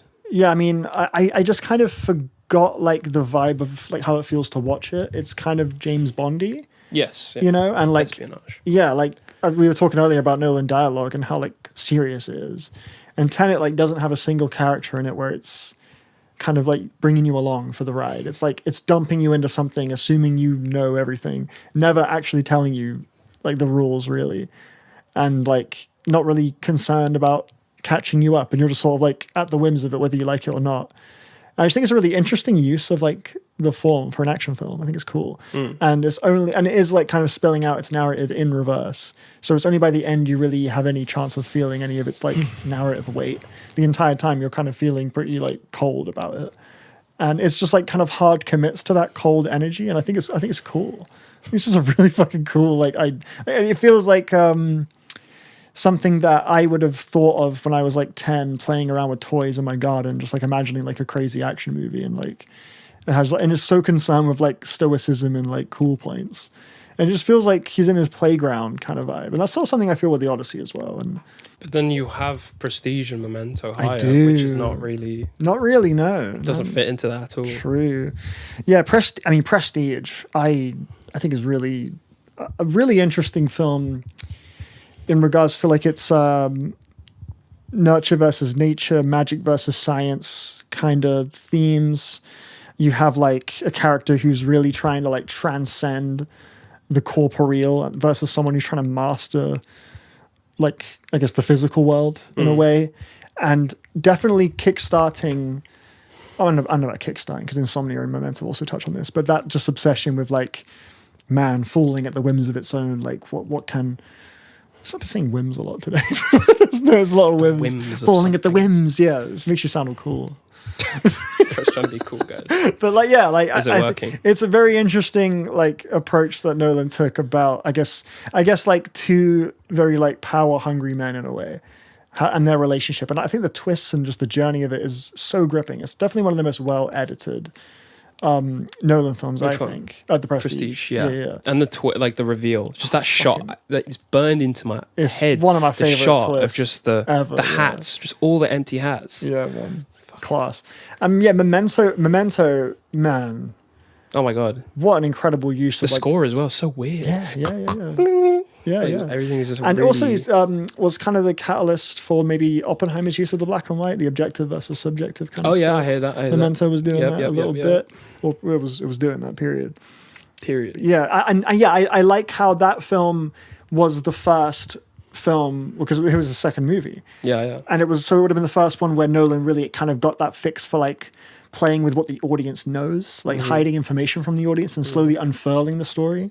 He was doing that in the Odyssey with the whole Athena thing and the Lotus thing, just sort of gradually unraveling layers to the themes and stuff. And Memento, I think, handled that so well by kind of tucking away this sort of grief at the center that the lead character couldn't penetrate due to like the memory shit. And as a result, you're seeing memories that might not be reliable. And that's how memories are. And I just think it's just a really cool way to interrogate that. I think as a film, just script-wise, it might not be like the blockbuster Nolan that I like, but it is definitely that like concept married with like humanity and like a heart. I think it's done so deftly in that movie, and it's got to be one of the best performances in any Nolan film from Guy Pearce in that film. So, yeah, man, and I enjoyed Insomnia. Saw that literally like last night. Struggles a bit with pace. It's a bit of a slow one, but yeah, Al Pacino fucking rules in that movie. Yes. He just like whips out a random ass voice for one line and never does it again. It's awesome. I don't know what he does this a lot. He does this in Heat a lot. Like, great ass. Yeah, he'll just have like a whole new voice for one line. But yeah, it's a pretty cool concept. Remake, if you didn't know. Oh, I didn't know actually. Yeah. No, it's a remake. Okay, yes. I didn't know that. Yeah, the American remake of a foreign film. Sure thing. Yeah. Also toying with like perspective and what the audience knows a little bit, although it does telegraph it like a lot. But yeah, I liked it. I thought it was a good crime film and with a great lead performance. Cool. Dunkirk though. Dunkirk is of the ones. It's the one I definitely need to watch again. Yeah. I remember just being very just like distant from it. It kind of felt. Think about it. I think it felt like too objective for me, maybe, I guess, in the way it depicted its story and stuff. But I remember thinking it was like there was a lot of awe there when I saw it. I just remembered that how like it was balancing the different POVs and like the edit. Oh yeah. I guess the people on the boats, the people in the sky, and the people in the... Yeah, I reckon myself now would probably get more value out of stuff like that. I think maybe when I watched it, I wasn't really as equipped to appreciate stuff like that. I remember when it started as well. Like the whole like he's walking down these streets in France, by is it Ypres? No, what's the beach? What's the D-Day beach? Like Normandy or something? Normandy, yes. Yeah. And then he's like driving, you're grabbing the flyers, and it's that kind of sure. Trying to wait and see what will happen, and then the guns are firing. It's all throws you right into it, and then obviously that shot where he's like covering his ears on the beach, and you just got one bomb. Crazy shot. I don't know. Yeah, I thought. No, I'm sure. In memory, I feel like I think that of all and Prestige, interesting. Something's going on there. Right. But yeah. I think of all of the films in the catalogue, Dunkirk has the highest chance of growing on me on a rewatch. I reckon. So for now, I'm going to like stick to my memory of it because that's all I have to. Same here. Yeah, and he said no. And yeah, that memory I was pretty lukewarm on it. I didn't really do much for me, so I've got it there. Batman Begins I'd like to rewatch. I remember really liking how Gotham is like depicted, like the look of it. Yeah. I really like the kind of like the rain and shit. I think the atmosphere of it's good.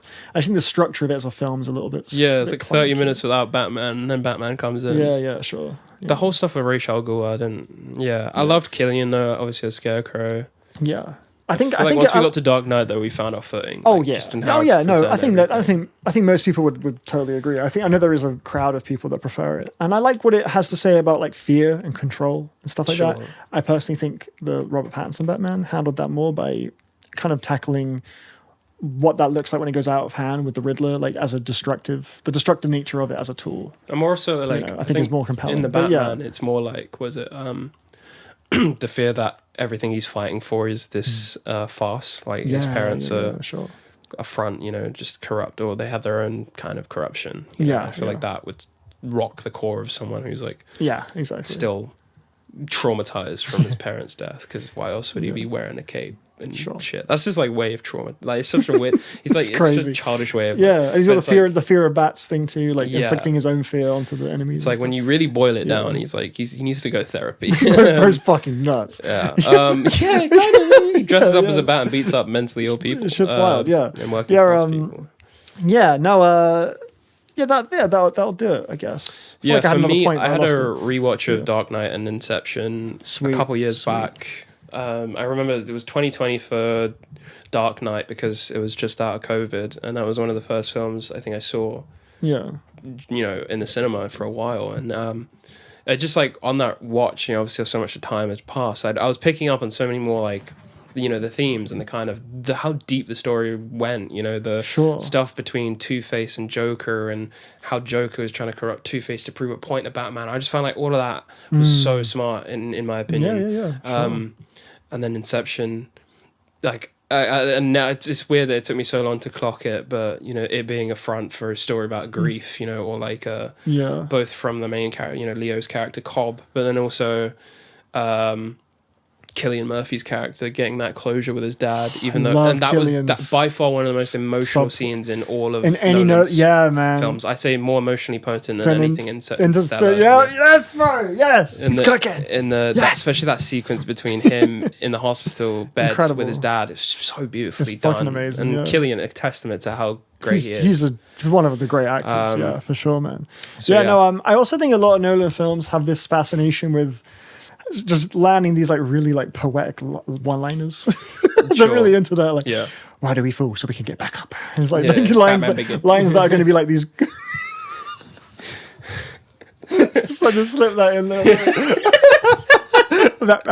Batman begin. But yeah, like a lot of his films have they kind of really they're going for the style points, which is sometimes cute, but sometimes I would say the best part about Dark Knight Rises is the chant. The chant, yeah, sure. It has like some great moments, but as a film, it doesn't. The death scene, the Talia. Oh my god, it's fucking awful. It's so bad. I watched that individually recently. Just to run it back for old times. God, man, that was a messy film. Yeah, very messy film. Definitely his worst, I think. But through points, following has some insane fucking like line deliveries. Sure. It's really hokey acting. Yeah, British, that whole vibe. So little tension. The through line through his filmography, though, it's just definitely like grief, but more importantly, fathers and like for sure. Fathers getting home, going home, parents. It's just like, is it a metaphor for his time making films? Yeah, like his own film. Sure. Because he's distant from family and whatnot. Could be definitely like not able to be a father heavy in Inception for sure. But Inception. That movie is my little baby. I love that movie so fucking it's like one of my favorites. Parents and children. Adore the ensemble cast of Inception. One of my favorite rosters of actors. Insane. Ever. Everyone's just that's like to me like that is like the Hans Zimmer score. Like that score is nuts. Yes. Yeah. When he's running through the alleyway and like I really love the way the strings and the drums, like during the scene where it's Gordon Levitt fighting in the hallway that's rotating, and it will cut to the van that's like about to hit the water. Just the. I've seen the film in theaters twice. I've seen it at home like so many times in my life. Never fails to give me just those like cinematic chills, man. Like when we first that shot when we first enter like the snowy dream, and like it's like a close up of Leo with the snow. I'm like, fuck, it's great. I have this like kind of like little feeling whenever that scene begins. It just gets me so excited. Yeah, that film rules. God, I love that movie. But yeah, that's our Nolan ranking. There we go. And that's going to lead us into music. Am I your baby? Yeah. Am I your baby? Steve Lacy. Moving on to the music. Steve Lacy. Music block. Steve Lacy. Oh yeah. Oh yeah. Sorry, no, it's more like oh yeah. Oh yeah. Oh no, it's oh yeah. No, it's the Kool-Aid man. It's a question mark in the title though, so it's gonna be like oh yeah. Oh yeah. Like he's confused. He's like shit, man. It's multiple. It's like it could be sexual. Oh yeah. Like I'm not doing it. It could be like. Oh yeah? Yeah. I feel like you're not confused when it's sexual though. No, but it's like you're not curious. Isn't oh yeah? Like he's talking like he seems like he's not sure where his place is with these people and these women and stuff. He's like uncertain, you know. Yeah. And like that's like that title reflecting that specifically. Yes, very messy. Oh yeah. No, he's got some entanglements. He's going through stuff on some Will Smith shit. He's living a life. All sorts. Yeah, high speed and down the highway. Oh sure, you bet. You bet it. We can relate. Bet on it. What's that? Yeah, it's a High School Musical 2 song. You ever heard? Whoa. No, I've not seen any of the High School Musicals. I've seen Camp Rock though. Oh, for real? I never saw that. Camp Rock. So we got two different pipelines. Different pipelines. But no, bet on it. He's on the golf course. He's got some crazy music. Zac Efron. I need to watch him. Vanessa Hudgens. Vanessa Hudgens. You got freaking Ashley Tisdale. Who else is in those movies, man? Who's the guy with the curly hair? Corbin Bleu. He's killing it. But yeah. Anyway, back on Steve Lacy. Steve Lacy, yes. So definitely one of the more anticipated albums of the year, specifically. Long wait. I know Daniel was I was excited too, but Daniel was definitely really. I think you're pretty more excited than me. I think so. Yeah, I mean, you wrote it in the news blog every time. There was every single time new single. New single. Yeah. New update. New updates. Yeah, album coming out this year. Yeah. And it came. I liked Gemini Rights. I didn't love Gemini Rights, but I liked it. Definitely thought it was his best work. I thought his first album was really bad. Apollo XL. What about the... Try that again without the chair squeak. Apollo XL. What about the demos? Apollo 21. Apollo 21. Yeah. What about the demos? Oh, the lo-fis? The lo-fis. Oh, you mean the Dark Red EP? No, both. I guess both. I haven't heard the lo-fis, but the Dark Red EP is not bad. It's okay, but I was always of the mind of like Steve Lacy, whenever he's got a credit on someone else's thing, it's like he does a good job, but his actual songs didn't really move me up until Gemini Rights came out. But he's got some bangers. Oh yeah, I mean contributions across the board. Internet, Kendrick's Pride. Yeah, that's what I'm saying. Yeah, that's literally what I just fucking said. Is it Pride? Yeah, it is Pride. Yeah. Okay. Yeah, I said when he's got a credit on someone else's thing, he's a great collaborator. Some singles as well. Baby, I want some of your love. Yeah. Some is really good. And then Be My Girl. That one. The bowling, the bowling cover. Have you seen that one? No, is that a Steve Lacy song? Yeah, it was a Lucy. Oh, Lucy, okay, just a one-off single. Like a one-off single, yeah. Sure. Was I on think streaming? It could have been on the EP actually. I'm not sure. Oh, really? Okay, yeah. It's on streaming. But yeah, basically, my point being, Gemini Rights was the first time I heard a Steve Lacy project, and I was like, this is a really good project, you know. Has loads of just really like everlasting, ubiquitous. Good songs on it, like it's Bad so Habit, breezy. Static Helmet, Cody Freestyle. And like these are songs his melodies. His melodies are really nice. Yeah, just definitely hit like a peak with that album. I thought, at least creatively up until that point.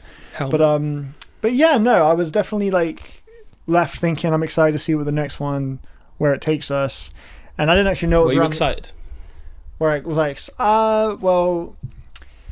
I was like, yeah, you know what? Yeah, no, I got to measure up like how. Did you listen to the singles? I didn't listen to the singles. Okay. Well, that's awesome. I would say like I was excited to hear it for sure. Like, I was like when it comes out. It's feeding off of my excitement.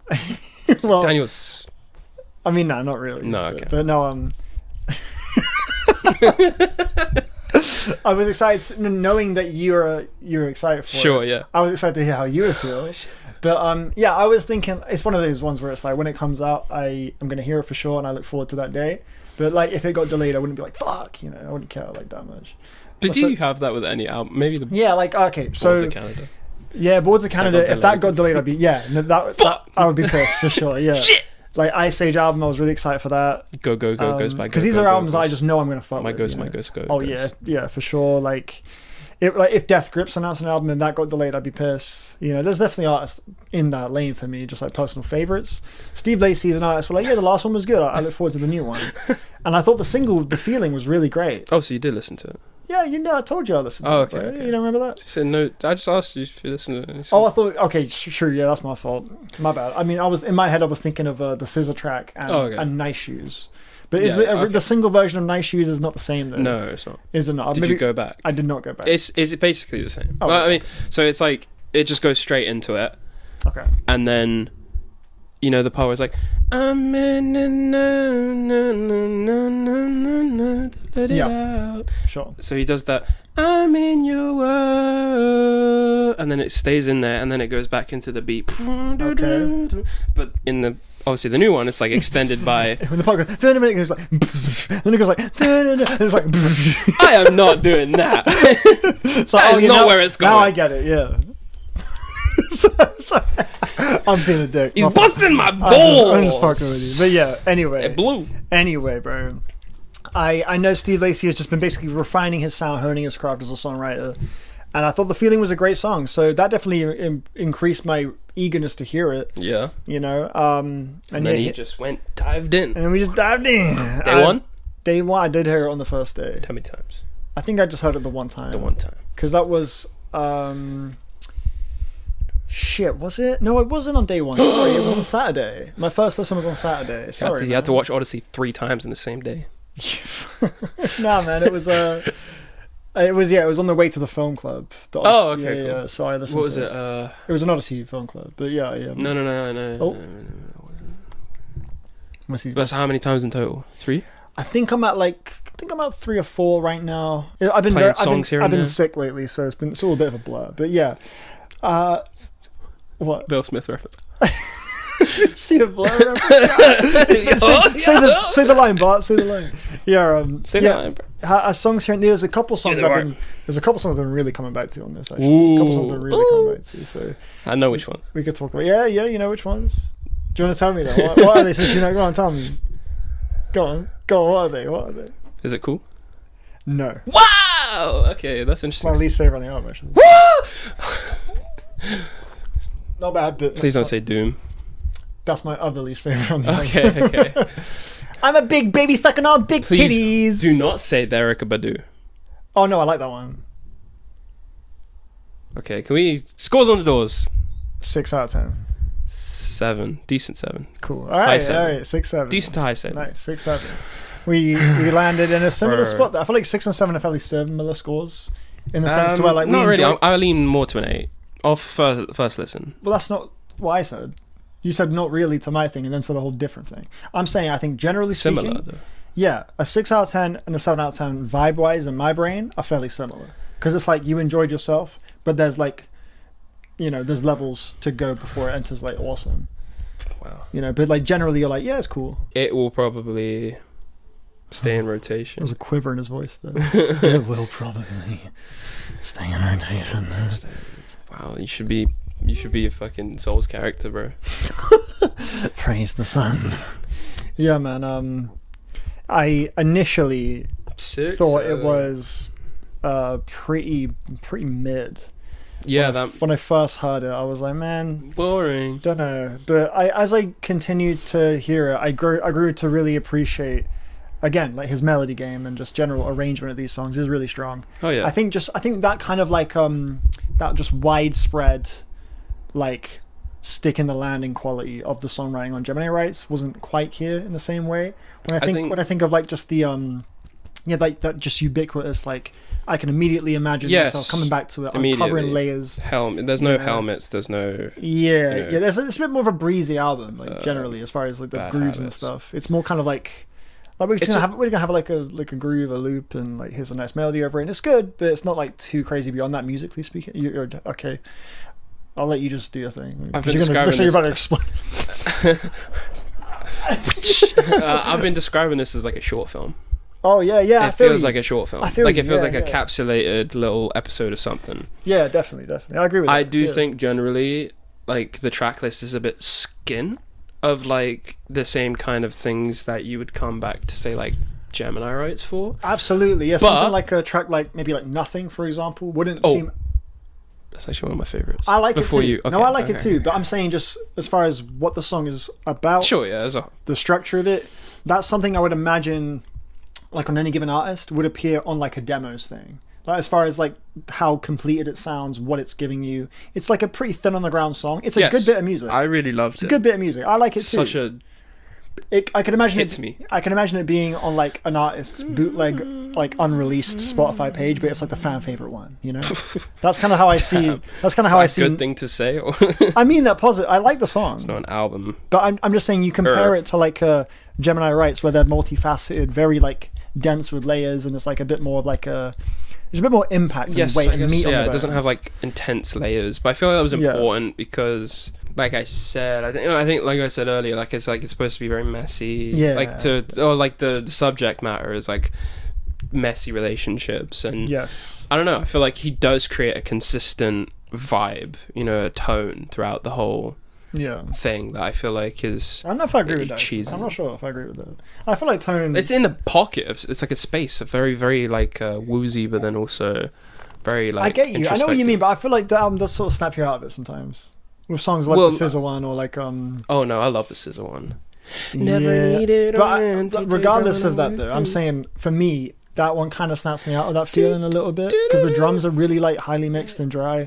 I don't think it doesn't really speak to that feeling. I love how you go from oh yeah into like that drum is so interesting, and then the ending. I just love the is it cool, and then that line, the chorus of maybe I should trust myself. Like I just love that. I originally on first listen was like, okay, that was good, but whatever. But then that one's earwormed. Leading up to the album, I was like, again, and then the album comes out, and I'm like, this is one of my favorite tracks on the album. Yeah, that's cool. It is cool. It turns out. Was it? Oh yeah. The answer is yes. To your question, Steve.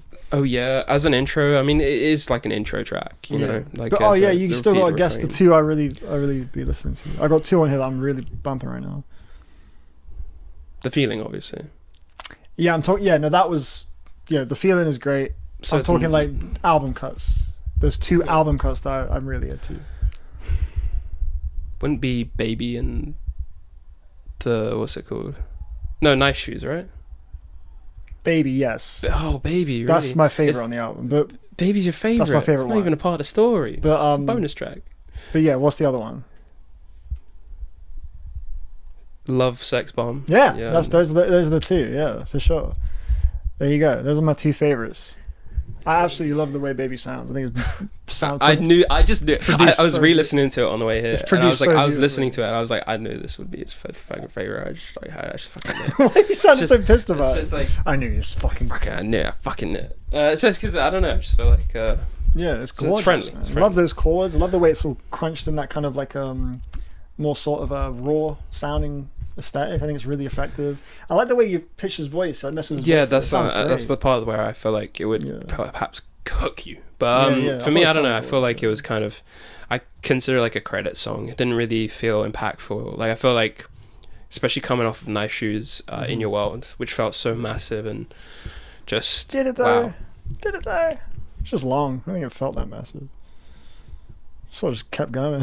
Don't know. That one was that was a bit of a dud for me, I think. A dud? Yeah, the 9-minute one. Yeah, very clunky transition as well into that second part. I was like, no, I don't know, it didn't really feel. Again, I think my biggest problem with this album is, as an album, I just don't think it ever like quite maintains like a momentum or like a world building thing. I feel like it's very scrappy, and yeah, that speaks to the messiness. But as a listening experience, I'm not really into that. I'd rather I feel like what was it?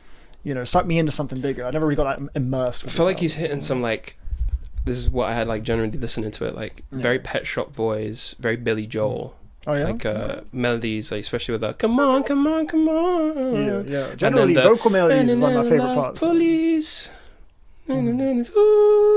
Like just a very like elicited that vibe of like maybe like 60s, 70s, but a different kind, not like funky, obviously, just more. I don't know, what would you call that? I guess genre. When it comes to the last track, I think I really like songs where it comes to like their approach as far as engineering and mixing. They're kind of playing around like the dirt and the murk and places where things can get kind of you can feel you internally rolling your eyes as I say that. But like, it sounds like a beat that wouldn't sound out of place on like a No Sweatshirt track or something. Did you it just captures a certain like, your least favorite track was Is It Cool? Yes. My least favorite track was probably the Erykah Badu one. I feel like it was just like stuck in that space and didn't go anywhere. And I didn't mind that song. Yeah, it was nice. Didn't mind it. It's a good vibe. Yeah.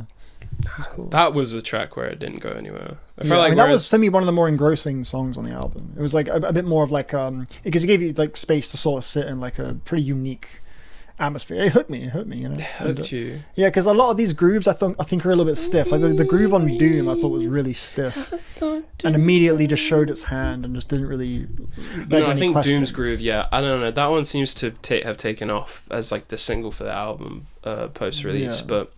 I don't know. I feel like it like wears itself off pretty quickly. But, I mean, it's very, very like immediate though. Like I haven't skipped it. The vocal melodies are so nice on this album, man. Like really, really great. And that's where it kind of went up to the 6 for me. When I was like, damn, these melodies are so good. Like the first track, I think is fucking great. I really like that song.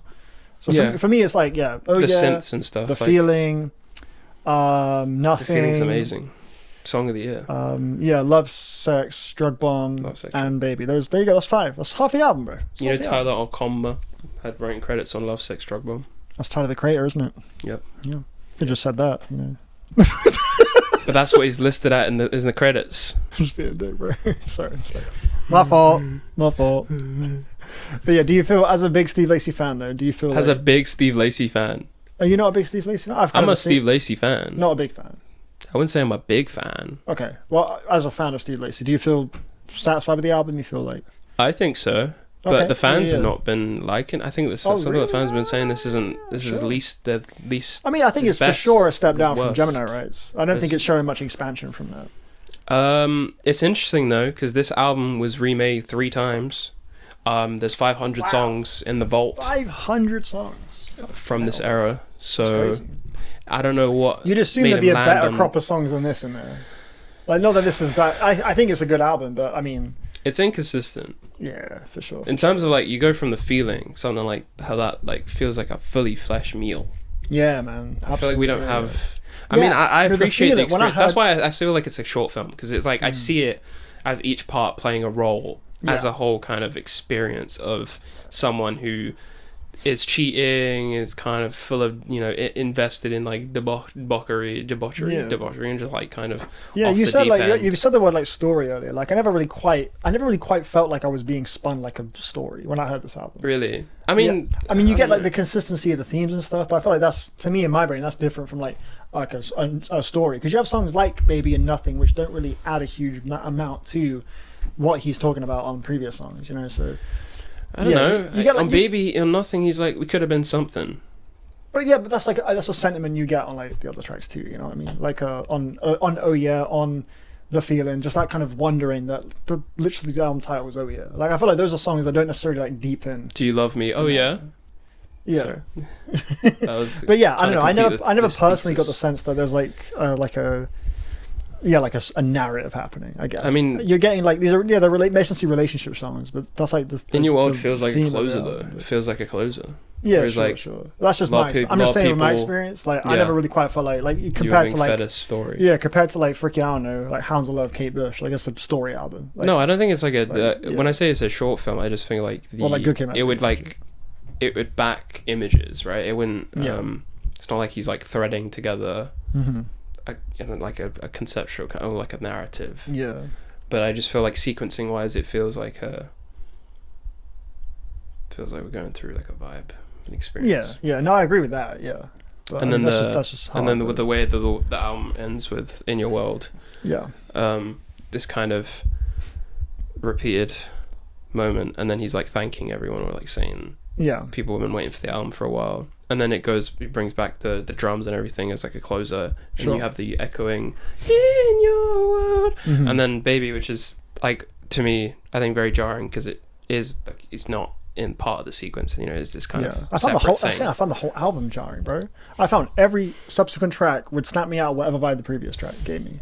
I think the flow as an album is pretty messy, and I chalked it up to like, he's talking about like messy relationships, but as a listening experience, I never really quite found like, I like to feel, you know, immersed in albums, you know, and I never really quite got there. But I'm happy with that though, because I mean, some of my favorite albums, like Don't Be Dumb, you can't really say the same thing with that. Like, I mean, Don't Be Dumb, it's just like one track into the other. It's like, whoa. I think Don't Be Dumb totally finds a rhythm in all of that though. I never really quite feel like Don't Be Dumb is not making sense. When I heard Oh Yeah, I was like, to me, I don't understand why we moved from this song to this song. It doesn't really feel like, I never really quite felt like I was being given like a story, really. It felt a little bit just choppy. Whereas Don't Be Dumb, yeah, sure, it's choppy, but very by design, like super by design. You know what I mean? So it was never like jarring to me. Whereas here I was like, doesn't really make sense to me that we did that, but you know. So that was my experience with the album. And yeah, is it cool, bro? I think the way it comes in with like the sort of spoken word like rhythm that he's got, and I feel like it kind of sounds a little awkward to me, because he's like bunching in the syllables a little bit clunkily. It sounds like he's struggling to get the words out a few lines, and then he like goes into like the sort of singing thing, and then we get like the hook, the trust you thing, and then we get the scissor part. I think structurally it's like getting in its own way, and then you have the actual groove, those drums. I don't really feel like much of a bounce with those. I feel very dry. So personally, I never really quite enter that moment of like, I agree that Scissor's part is probably the best part of the song, or the most sing-alongable part. I love the melody for the chorus as well. Is that your favorite part of the song? Yeah. Okay, well, my favorite part of the song is the Scissor part. Yes. Yeah, it's Scissor's part at the end. I love that part. That's great. But I'm saying the song structurally, I never really quite find like a groove in all of it. I think it just gets in its own way.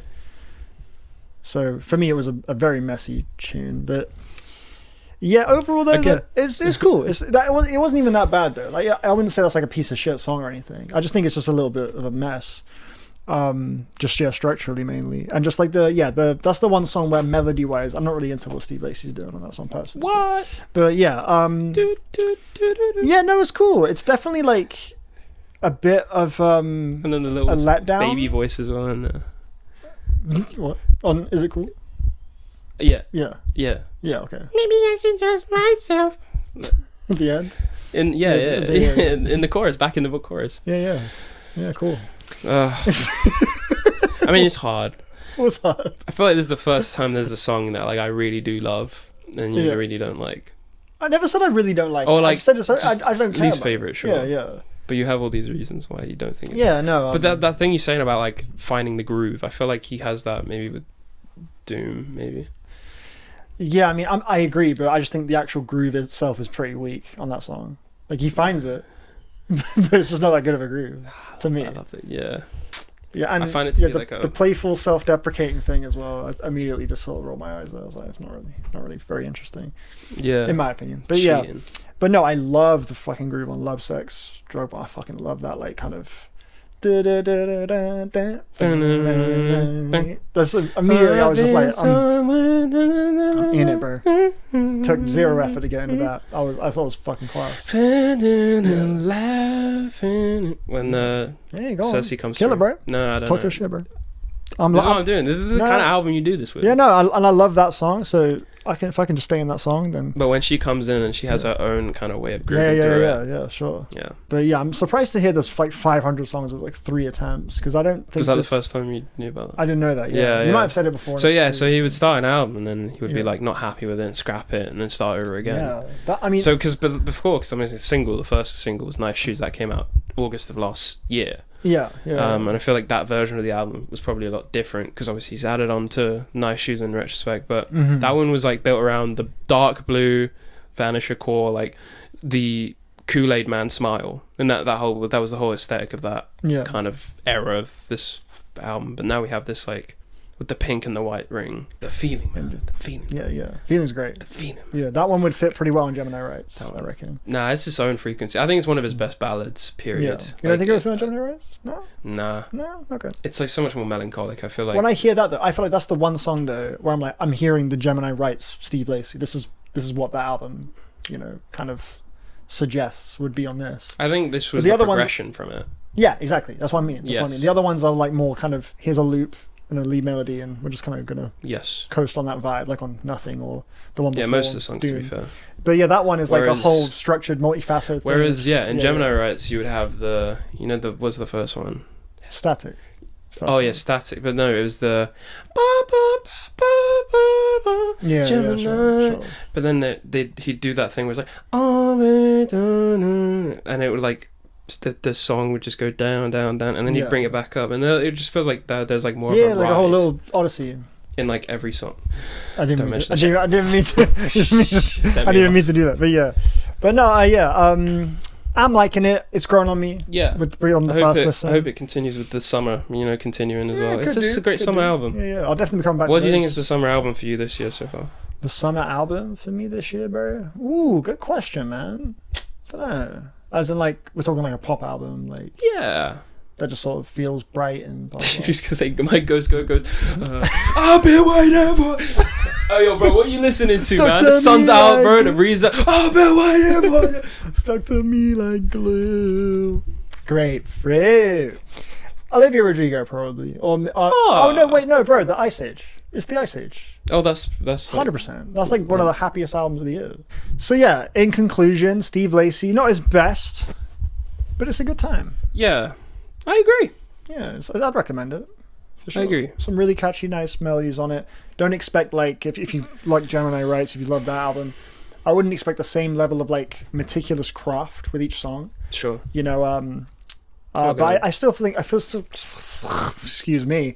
I still feel like you get plenty of just like why Steve Lacy he just has like his finger on the pulse of what he's good at, and this is a very confident album from him, but just not really quite as evenly constructed and consistent as maybe his last one was. But yeah, I enjoyed it. You might love it. You might love it. I know Sean C loved every track, which is nice. Awesome. Yeah, sure, so yeah, you might fuck with it. So that's proof that you might love it too.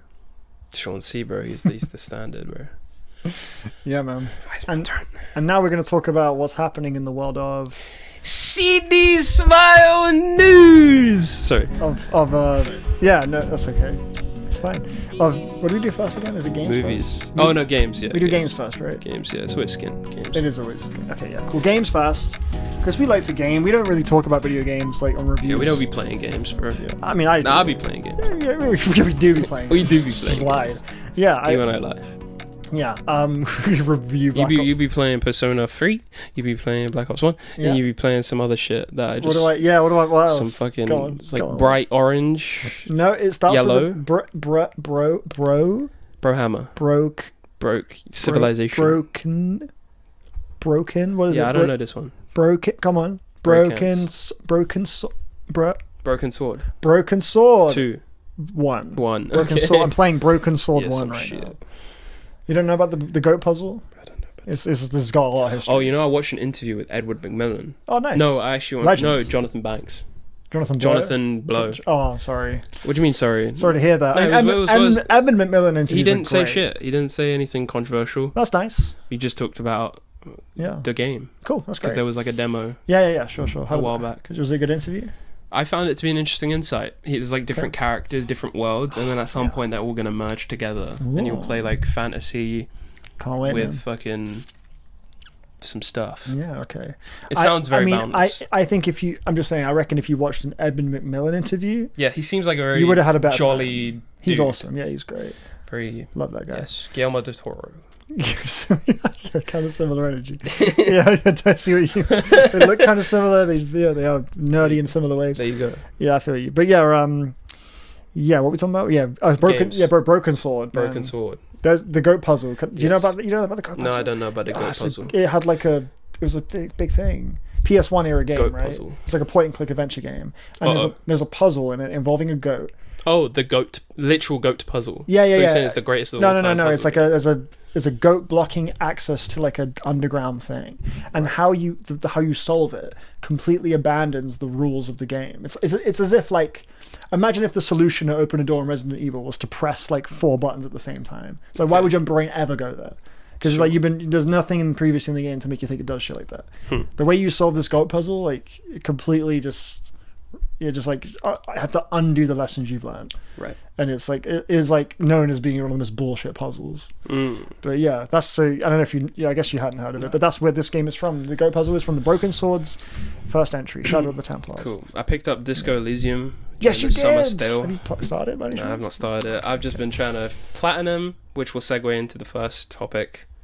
Black Ops 2. Black Ops 1 and 2. Both of them. You're going for the double with plat. all the DLC. Wow, you're going for the double plat. No, I've not played Black Ops 1. I don't have it. But really? Okay. Black Ops 2 I have, and I've been playing it to shit. Yes, you have. I've been seeing your hours, man. I have... doing very well. You've got quite a bit of completion. I have 2 more maps left to finish, Origins and Die Rise, and then I also have a few Zombies trophies to get, and then I have to get Prestige 1, and that's it. And then Roll Platinum credits. Trophy, nice. Done with that. 100% on everything. Wow, dude, yeah. I have a lot more attachment to the first Black Ops. Yes, you've been playing that one. I have both, though. I did get both. Cool. Because I know that Black Ops 2, I think is generally considered the best one, right? Yeah, it's one of the best COD games. Yeah.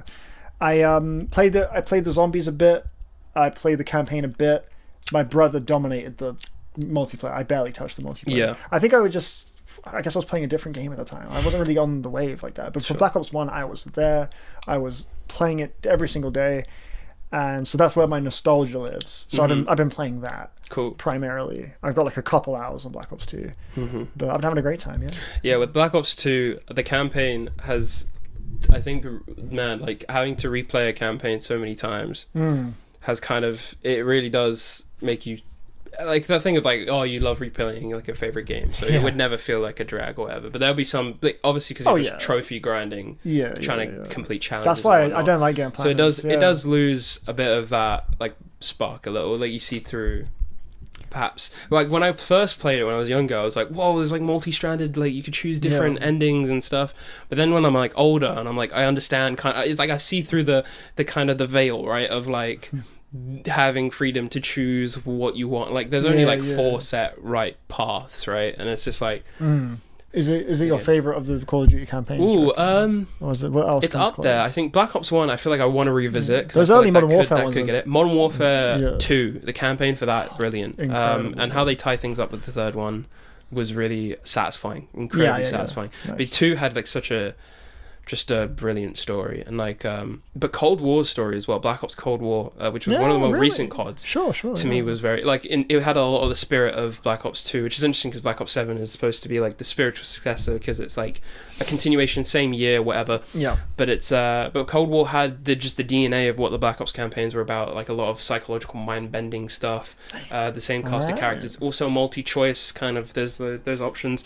It kind of. Is worth visiting if you've never played a COD campaign. Obviously, go through the classics, but Cold War, don't miss out on Cold War. That campaign's brilliant. Most of my time, and they made it in during COVID, which was impressive. Very cool. Yeah. No, most of my time on Black Ops has been on the multiplayer stuff, but I've been getting through the campaign a little bit. I'm about halfway now. I forgot just how many like set pieces there were, like driving and stuff, shooting and driving. Escaping a Russian gulag and, you know, going to Cuba, assassinating Castro, which was kind of it keeps crazy. Things very fresh. Pentagon stopping a rocket There's not really launch. much I would call like, you know, filler in it. Yes, but once you get through... So you've never played Black Ops 1 campaign? No, I have, yeah. Oh, you have? So you know the twists and turns? Yes. You know about like the numbers and I know about Mason's the numbers, yes. twist with Mason and stuff like and that. Reznov and shit. Yes, very cool. Very, very cool. Black Ops was the most I've ever played a Call of Duty. Yes, but actually Modern Warfare, the first one. But yeah, multiplayer, the wager matches and also the party games are really fun. Yeah, I've been loving gun game. Gun games, because I like gun game because you have to like stay on the wave, you know. Yes. If you get left behind, you can't keep it flowing. Yeah. Keep on moving. It's a really good like hook, you know. Yeah. You got to try and stay in there because once they're all on the like the assault rifle, you're still on the double. That I hate the Makarov dual wield, bro. That's my least favorite tier. Really? That's the second tier. Oh yes. I much prefer the Python, bro. Just you're just praying it lands, man. You can't do shit if it doesn't land. So I've been really enjoying the multiplayer. Just rediscovering those maps. I forgot about this. I love what the COD games, the earlier ones, that they really invested into making sure there was like something for everyone. If you were like getting smacked in pubs, then you just go party games, play some shit, fuck around, or play some zombies. Exactly. Or if you want a story, then you play a campaign. So they really invested in making sure like the price was worth the package, and they really put a lot of effort, especially in the post-launch stuff with the DLCs. I mean, really good. The zombies maps, fucking awesome. How do you feel though about these ports coming out at the price they're at, selling as well as they are? Do you feel like it might? I hate that FOMO. The FOMO. Yes, because if you buy it, if you had a PlayStation Plus subscription, you get it at a discount. Yeah, I got the 50% off. Which it should just be that price, anyways. It should be, maybe even lower, but like it should be that price plus the season pass. Definitely, like £17 for the DLC. But the fact that they're two separate things is really scummy. It's really cheeky. It's like it's not even like you download the actual DLC. It's like it's just a license. You download it, and it's just ticks a box. Okay, you can access the DLC now. Yeah, I know. It's like it feels eerily timed given that the whole physical games news which we'll get into and also COD, and it's like we're going to bring back this old game like preservation and shit. We're going to oversell it to you like with this price tag, but I mean people are buying it in droves and it's like shit, man, this is leaning into that digital future a little bit. I agree. I also think it's perfectly timed considering the franchise is at an all-time low. I also think Microsoft have been trying to use like Minecraft and COD funds to kind of support everything that's going internally, and for sure. That's kind of reached a limit, especially with how BO7 underperfored. So I feel like these ports have kind of been a saving grace, if you will. I hear that, man. Wouldn't be surprised if we see more in the future. MW2 especially. I mean, it's like the plus side is like we get to preserve and re-experience these games again, like accessibly and 100%, stuff. Yeah. The bad side is that it does kind of like price gouging. Yeah, it kind of. In a weird, bleak way, not justifies, but makes you understand why, like, the digital future angle is what they're going with. Because, this is people buying the fuck out of this. Yeah. So it's like, shit, man. I mean, at the end of the day, like, digital I got stats here. Yeah, you got stats? You're gone. Definitely mention them. Let's hear it. I guess we'll open that. We'll do that. Give me the stats. We'll do that point now. Stats on me, bitch. Stop fucking to me. Baby King. What the fuck? Stats by Baby King. It's from Die For My Bitch, first track. Of course, Die For My Bitch. Of course it's. His favourite one, of course. First things first. Honest. Get your hoe thirsty. So that was the Black Ops ports. Yes, it was. Yep, stats. So to follow up on what we were just talking about in terms of that. So starting January 2028, new games releasing on PlayStation consoles will be digital only. Yeah. Games already released won't be affected. And I've scanned Twitter and there's big discourse still to this day. Yeah, I know it's kind of old news, but it's still bubbling, bro. Reminiscent of Xbox v PlayStation, but like a lot worse because I feel like there's genuine kind of arguments to be made. But the stats are. Only 7 games released on PlayStation have sold more than 100,000 physical copies in the US. Majority of the PlayStation sales this year have been digitally, and then secondly, the UK games retailer Game, the liquidation, that chain. So it's like our version of GameStop. Yeah, if you're American. It's just called Game, or EB Games. It's very purple. Very purple, yes. Yeah, super purple. So that got shoved into like Sports Directs, which are like a sports shop. To be fair, game. I don't know how many physical games there are left. If there are any. But yeah, they said it was caused by changes in consumer behavior, including the transition from physical. From to my digital. last memories of going into a game store, it's basically a toy store. It's like Funko Pops and fucking just Legos and just merchandise, game merchandise. It's kind of depressing. It's bleak shit, man. But yeah, I mean, the consumer is saying we want digital, and then even the Valve writer for Portal and Half-Life has come out and said, this is what people are voting with. They're saying we want digital. So why would they? And it's also a result of the God of War ex-director has come out and said that it's like a result of kind of where the industry's at right now with budgets so high. It was only inevitable that factories would be closed and they pivot to digital only. I mean, we've been seeing it in collector's editions. Like they've just been including codes to the games instead of signs pointing this way for a minute, man. It sucks. I mean, I personally don't like it. Yeah. Just because for me, look, there's definitely arguments to be made. I mean, for like physical games not really having too much like concrete purpose today, given like the amount of people do buy digitals. I mean, I would say ultimately, for me, it's like not everywhere on the planet has amazing like internet connection and shit like that. Like that side of things, I think is just not consumer friendly. But from a personal place, I mean, I just like just the stories, the intangible elements of just going out of your way to the shop, looking at it, getting curious about the game, reading it on the back. I don't think you have that experience when you see it on a screen. Just read the description. Like, I don't know. Me personally, when I go physically to like a CEX, I'm looking through and I'm thinking about what to buy. Yeah, we did this. Like, I just like... Yeah, we did this recently. I don't know. Your brain can fill in gaps. You can get excited about it. I just think that element of the experience is very valuable to me. It's something that maybe not everybody shares. Some people, I don't feel the same way. That's fine. Me personally, a big reason why I got into games in the first place is because as a kid, you go to the store, you look at the case, you look and read it, and you're like, oh, I want to see what this is about.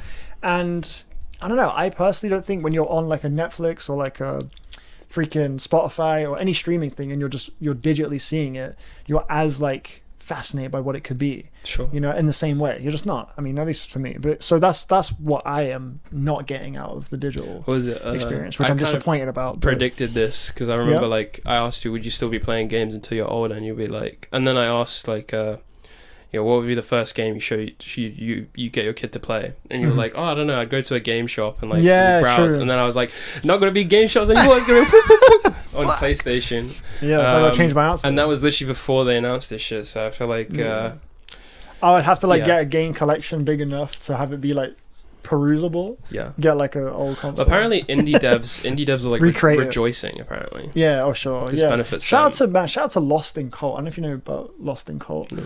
They're fucking class. They make like they do these things called design works where they'll take a beloved like indie game, usually it's an indie game, right, and they'll make a comprehensive like book doing developer interviews, going over the making of it, the lore of it all. They'll give you some freebies as well, and a lot of the time they'll give you like a physical copy of the game. I got my physical for Animal World that way. I've got my Outer Wilds design works. Yeah, you seen it over there? Yeah, no, I remember you like did a post about it. Oh, on my TikTok. Yeah, that's from them, and they just make incredible like just preserving like just the world and everything that goes into these games, And these are for indies, which are games all the time they don't get physical. Or they get it like a year after. Exactly. So.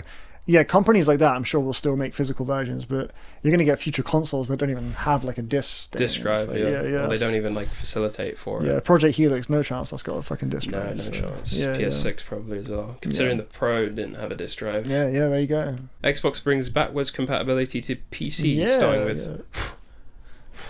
Sorry. Starting Blinks was on there, right? It's Crimson Skies, Conquer, Fusion Frenzy and Blinks. Fusion Frenzy, oh nice. Yeah, Blinks, I always forget that Blinks is a separate character to what I immediately think of, which is a side character in Spyro, which I think is called Blink. It's like a mole. It's like a mole that digs around and shoots spiders. I'm like, oh yeah, it's like a mini game? So whenever I see, it's like a mini game. Oh, okay. So whenever I see stuff about the game Blinks, I'm like, did they make a spin-off for that character from Spyro that's a mole that shoots spiders? I'm like, oh wait, that's a different character. But yeah, it looks fun though. Every time I look at the Blinks screenshot, like, it shit looks awesome. Yeah. But yeah, backwards compatibility I think is great. Net positive. Yeah, that again, I'm very passionate about game preservation. I think games dying sucks, and a lot of games that are like multiplayer especially, they lose their servers and stuff, and I think it's so sad, like the whole like, I think it sucks the games that had a moment or have created stories and moments with friends that they just can't happen anymore. I think it's a shame. Yeah, Highguard, Concord, freaking Lawbreakers, whatever. Like whether it be the Crew or something like that as well, you know. Yeah. Or like multiplayer components to other single player games like the Assassin's Creeds or like Batman Arkham Origins or like Tomb Raider. Even though they're not great, I just think like I think it's just cool to just keep the possibility of it alive. And it's allow you to spawn in like a bot. Yeah, or something like that. Help you out. Yeah. That'd be still cool. access the content. Yeah, exactly. So it's not just lost media. But yeah, sure. Backwards compatibility. Hope to see more of that. God of War Lao-Fei. Yeah, I was right. Couldn't believe that, man. I mean, Jason was right. Jason Schreier. Yeah. But yeah, I only found this out on the way here. Apparently, I didn't hear about this. Oh yeah, no, I saw the post. Yeah. Should have sent that to me. I sent my friend Carrie. Fucked up. My friend Carrie, he sold his PS5 recently to his nephew. Okay. And he was like, I've just been so busy, and my nephew's gonna get more out of this than me. Yeah. So he sold his PS5 and all the games, and then Black Ops comes back. God of War Lao-Fei, he loves God of War. He got Ragnarok day one, and we were messaging back and forth. And as you were going through it, and how he was like, "Shit, I gotta get the PS5." So yeah, no, I'm fucking buzzing. I cannot believe that ended up being true. February as well. 16th. Yeah. That's nuts. Can't wait. And they also announced the new Kratos game too, didn't they? Yes, there's a new Kratos. Apparently, it takes place right after, and it connects to the events. Makes me wonder if Lao phase is maybe a little bit shorter or something. It was like a 7 to 8 hours. Yeah, like a double game. 12 hours maybe. You got this is like phase 1 of the double game. Phase 2 being this Kratos thing. Double game. I don't know. Double disc. Mr. Morale. But yeah, no, I'm absolutely buzzing to play that. I'm very happy. It's just right around the corner. Yeah, right around the corner from September, which Wolverine. Yeah, Wolverine. Yeah, freaking Onimusha. There's a soundtrack for it. There's like a new song. For Wolverine. Yeah, that's like out now. And there's a prequel comic as well. Is it by like a rapper? By the same composer for the Last of Us TV show. Oh right. So not. I thought it was gonna be like fucking, I don't know, like Lil Baby. Santaola, what's his name? It was like Lil Baby. Gustav Santaola, what's his name? The guy who does the songs for Last of Us. I don't know. Damn. Okay. Sorry. I thought you were like a Last of Us nut. Maybe in 2014 I was, but. Really? Yeah, I used to champion the first. Were you not a 2020 Last of Us 2 defender? I didn't play Last of Us Part 2 until like 2023. That's ridiculous. Sorry. It took me a minute. That's quite a minute. It's a long, it took me 3 ages. years. Yeah. Shit. But you were like keeping up with the discourse. No, I actually didn't know about Joel. Oh my God. Yeah. What the hell? I know. I don't Where know. were you? What were you doing in 2020? Yeah. What was your COVID I had like? a relationship. Oh, okay. So I didn't play games for a minute. Whoa. He became normal. I remember my bounce back to gaming was Greedfall. Greedfall? Yeah, Greedfall RPG. Okay. From a developer called Spike. What was the longest time you've gone without playing games? That would have been that, yeah. Wow. It would have been that. It was the first year I had that, what was it, 25? I think I stopped playing games. I was like occasional Fortnite matches, but I fell off that shit. No, yeah, both of my major like long-term relationships, there was like a hiatus in gaming. That's awesome, bro. I remember the first time around, it was Kingdom Hearts 3 was my bounce back. That's a good. But the second time around, it was Greedfall, which ended up being a bit Greedfall. Fucking Greedfall. Damn. So you didn't play Elden Ring? No, I did. Yeah. That was 22. That was 22. Yeah, no, I got that day one. Oh yeah, sure. Yeah, as you should. Did you get into the network test? For Dustbloods? No. Elden Ring though. Elden Ring? Yes. Do you know about that test? Well, have you applied for the Dustbloods? I haven't. No. Please do. Okay. You have to get in. I need to hear if this game's good. Okay. It's you and my friend. That the only two people I know that have Switch. Sure. 2s. I'll dust off the Switch 2 now. All right. I'll get it. Sure. Okay. Sure. Okay. Halo Campaign Evolved has come out. Well, the early access. Yeah. What's your memories playing Halo? I've got many memories. But Halo CE. many memories. Did you play? Oh yeah, I played the anniversary version on 360. Oh, like the remastered graphics. Yeah, I played that. I really enjoyed it. Yeah. It seems like Xbox are putting all of their chips into their major franchises. So let's hope this does well. Fuck, man. Yeah. Then what's it? Compulsion games are like, fuck's sake. We got to make this Halo. fails, like, what? Why do we like fucking get the boot, man? But yeah, Ninja Theory. The vast majority of my Halo memories are with 3 and Reach. That's valid. You know, I have gone back and played 1 and 2, and I played 4 quite a lot as well. Mm-hmm. Played 5 at work, and I'd never played Infinite. At that point, I was Infinite. I was fully PlayStation pilled. So yes, very hard. Halo 3 is one of my all-time favorite games. I love that game a lot, and it was the first game I got when I got my 360. Made the jump from PS2 to 360. Halo 3 was the game, and is to this day the best I've ever been at a multiplayer game ever. I was fucking good using the abilities and shit. Yeah, I had it down to a damn science, you sort of... Would I get fucked up by you in a 1v1? I don't know if you would, though, because I've been really struggling on Black Ops.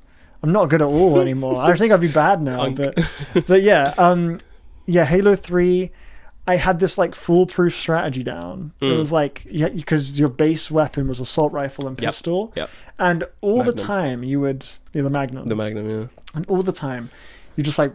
and then you get the reload, and whoever reloads quickest and gets that last little shot wins. That's what I'm saying. And I was like, why do we do this? Just switch to the fucking Magnum. And I would just do that, and it would... Most players don't do that. Yeah. Most players do not switch to the Magnum. That's what they teach you in COD 4 first mission. They tell you switch into the pistols always faster than reloading. I had like the vision. Make sure you remember, switch it to your pistols, or switch it to your sidearm is always faster than reloading. Like, imagine like the reverb, like faded voice in my head of that guy just popped into my head while playing Halo 3. And I was your first killing kills. I was like, switching your weapons faster than reload. I was like, true. And then I became the greatest. That's Halo. a Raven. Literally, I had like a fucking, and I was getting Kilimanjaros, man. I was like, unbelievable Halo 3. What do you think is the best game that you're at right now? The best, as far as like, how skill wise, like what do you think you're the go at? Guitar Hero.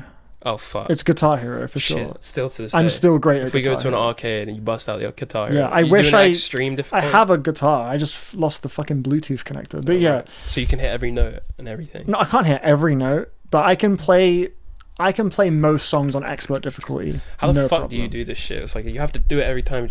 No, you don't have to do that every time. You don't. Yeah, no. You just press the button. Yeah, no. When there's a lit up note, then you have to change. That means you don't have to strum. If you successfully strummed the previous note, you could just keep it. I always found the timing really shit. Yeah, sure, that's fine. But I don't know. I see those videos of people doing like the how? No, I'm not saying I'm not like one of these like freakazoids, but like I'm very competent. I used to be able to do My Name Is Jonas with my eyes closed in its entirety when I was younger. I just knew all the notes. But I'm still like a good Guitar Hero player. I'm typically not particularly good at games. I much prefer playing games that don't require any sort of skill or anything, just like a Broken Sword, where it's like a point and click narrative. Yes, you've reached Unk status. Yeah. I enjoy playing fighting games, but that's not like, that's why I don't play online very much. Do you know about Claw? No, what is that? It's like you hold the controller like this. Oh sure, yeah, I know it. Yeah, fucking Dark Souls sprint. Yeah, I know what it's about. Yeah, you play like that. Sometimes when I'm playing, you lift your thumb off. When I'm playing Tekken, that does happen. Yeah, that's the game section wrapped up. All right, music news. So following off the Steve Lacy, we've got a new in the Internet album coming early 2027. Sid has said. Didn't the Sid album come out on the same fucking day as the Steve Lacy? Yes.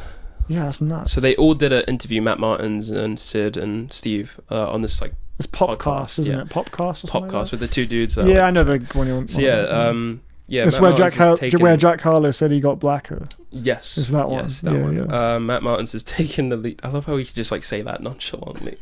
Just like that. Because that was like a viral clip that sparked conversation. That's the image of the R&B that podcast. Yeah. Just comes to mind, Yes, so Matt Martins has been taking the lead on writing it. Martians. Martians. I completely just stopped reading. Since the.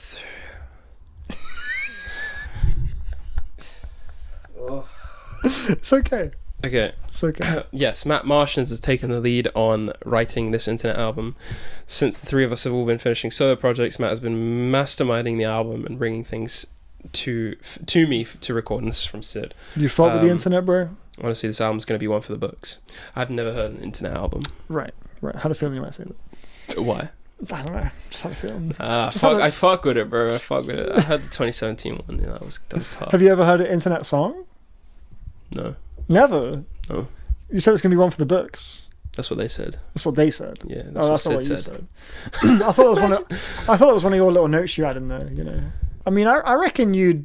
It's in the same count. The Odd Futures. Sure. Yeah. It took them a minute to figure out what the fuck they were doing. The first couple albums are right off.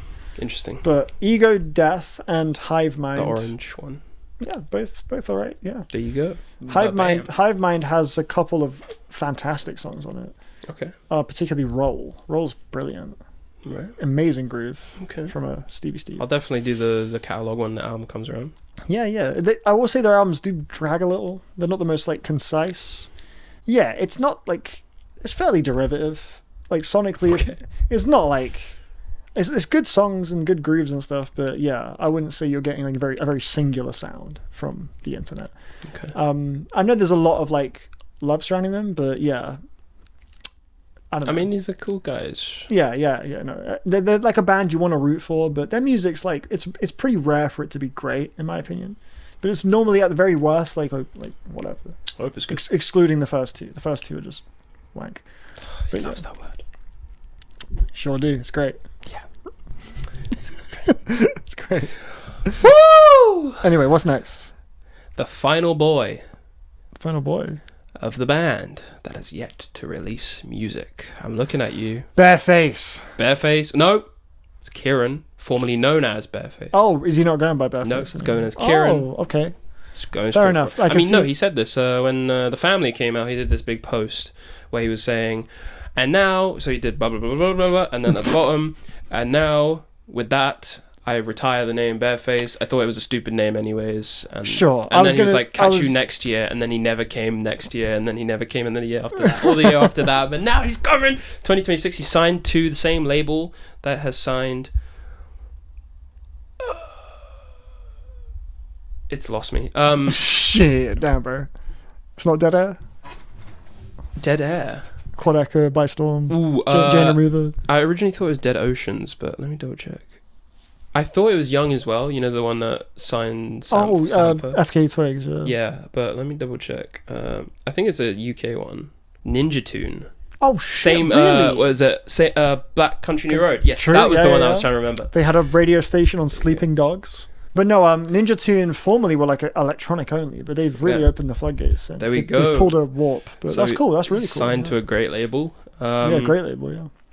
Yeah, so we have a new rollout with a website. Single's out in it will be out by the time this episode's out. So it's in 2 days, right? 2 days. So there's a new single as we were recording announced. We heard the snippet earlier. It sounded like fucking chaos. So there's snippets on the website.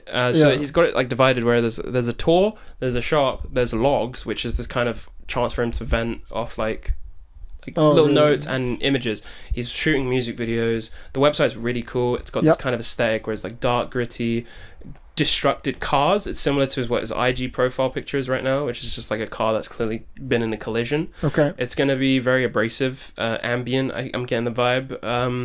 I don't know how he's going to sing on any of these songs, but we do have a snippet, very piano, kind of guitar oriented.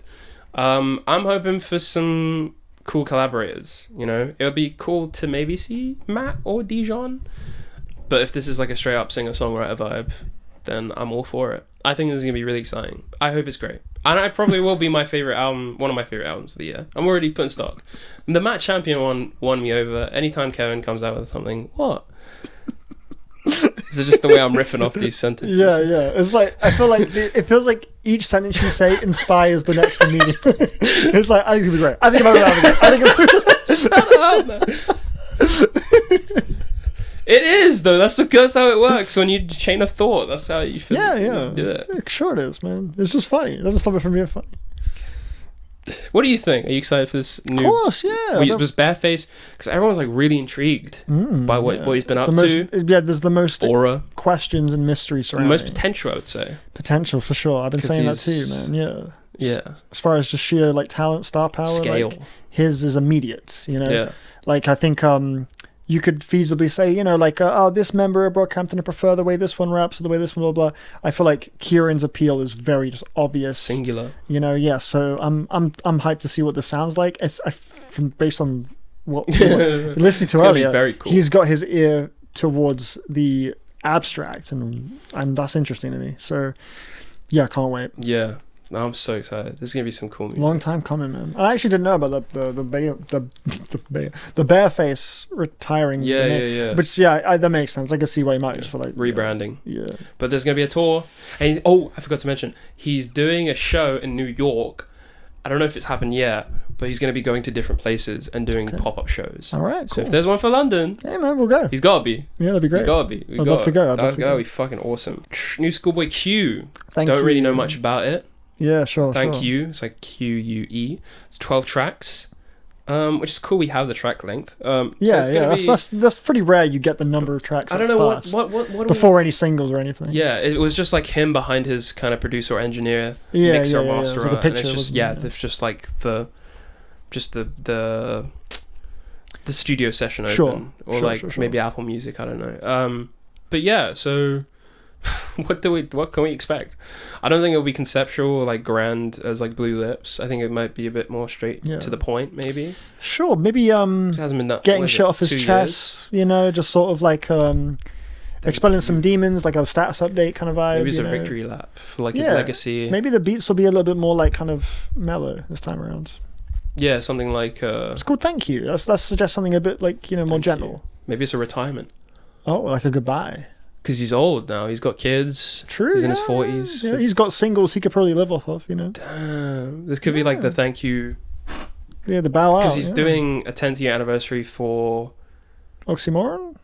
Blankface. He's doing a one-off show in LA. Yeah, okay. So I don't know. It feels like a culmination. Shit, man. To me... Do you think he could retire? And how would you feel if he stopped here? I would feel okay with that because... To be honest, Blue Lips was for me the album I have been just like the dream, like fantasy. Yeah, he's been like working towards it for so long. I have always wanted. I agree. And I feel like it was the album other people said Blankface was. Like when Blankface came out, I felt a distance. I was like, I'm not hearing like this untamed, crazy school. I'm not sure I'm hearing that with Blankface. Blue Lips came around. It was just so daring, just so really singular, really. Constantly just throwing left hooks, amazing performance from Q. Oh my god, we saw him live as well. We did, yeah. It's just like I feel like our second in-person meetup. If maybe he feels the same way we do in the sense that Blue Lips didn't get the love it kind of deserved or needed, then maybe this is like I've given it my all. I made all these beats out from scratch and like no samples. Yeah. And like I put everything into just creating a really like wholly singular album experience. Yes. And it didn't really get like the love it maybe. I think deserved, but I 100% so maybe this is like, this is it. This is like I'll be okay. I'm creatively fulfilled. I'd be okay. I got my because I thought that ship had long sailed when Crash Talk came out. I was like, the Q I want is gone. Then Blue Lips came around. I was like, nah, man. Nah, bro. This is album of the year. So it was my favorite album that year. So it shut you up. yeah. Shut my Blue Lips. So, but yeah. Oh, by the way, the guy that I was with at that show. Yeah. That's the guy who sold his PS5. I mentioned earlier. Oh, that's tough. That's scary. Yeah. Cool. Anyway. Lancey Foe. Yeah. He's very respected in the scene. He's awesome. He's been around for a while. I've seen him live twice. Really? I saw him live at the Row House as well. Yeah. That's crazy. Yeah. So big fan. So what would you say like his sound is? Because is it like it is it singular? Explosive, chaotic. Does it predate Whole Lot of Red?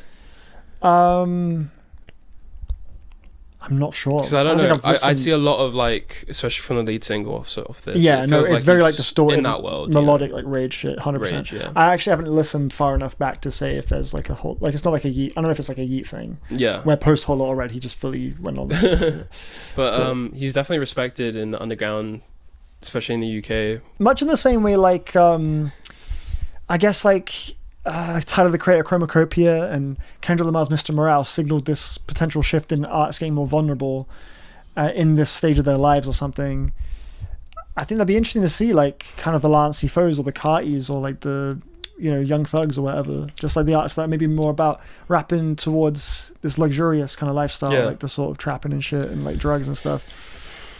Like having a phase where they sort of get more like reflective on that specifically. Yeah. That's a cool thought, and maybe this Lancey Foe album could give us a hint of what that could look like. That's cool. I think it would be cool to have that equivalent, that version of that for that kind of sound. Yeah. I mean, we've gotten a lot of a trend. It's interesting. If like I think in the last 2 years, Future kind of taps in a little bit on the new album. He does. Yeah. So a lot of people reaching their 30s. reflect on aging and mortality and children, especially like Tyler, Charlie, Bo Burnham, obviously Jonathan Larson. Jonathan Larson? Yeah. What the fuck? So you said Bo Burnham and you hit this weird quiver that I didn't quite get. I thought you were going to say something. Really? What do you think I was going to say? I fucking hate Bo Burnham. I hate Bo Burnham. I love Bo Burnham. Inside. What? Do you not like Inside? No, I love Bo Burnham. Okay, no, I'm a big fan of Bo Burnham. Yeah, you got me fucked up, bro. I got you fucked up. Yeah. Make Happy is my favorite stand-up special ever. Okay. So you got the wrong guy. Okay. So you hit a quiver of like bracing for impact, like he's gonna say some shit. Right. And then you said Jonathan Larson. Yeah. I vaguely know who that is, and I'm confused as to how we got there. 3090. Oh wait, he's the guy who did Rent. Yes. Oh, I'm thinking of someone. I was thinking of Daniel Larson. Daniel Larson, bro. That's the deep pull right there. Hello, everyone. It's Daniel Larson. I was like, why did you mention him? That's my guy, bro. He's gonna get into his mature bag. Yeah, he's making albums. His next now. album.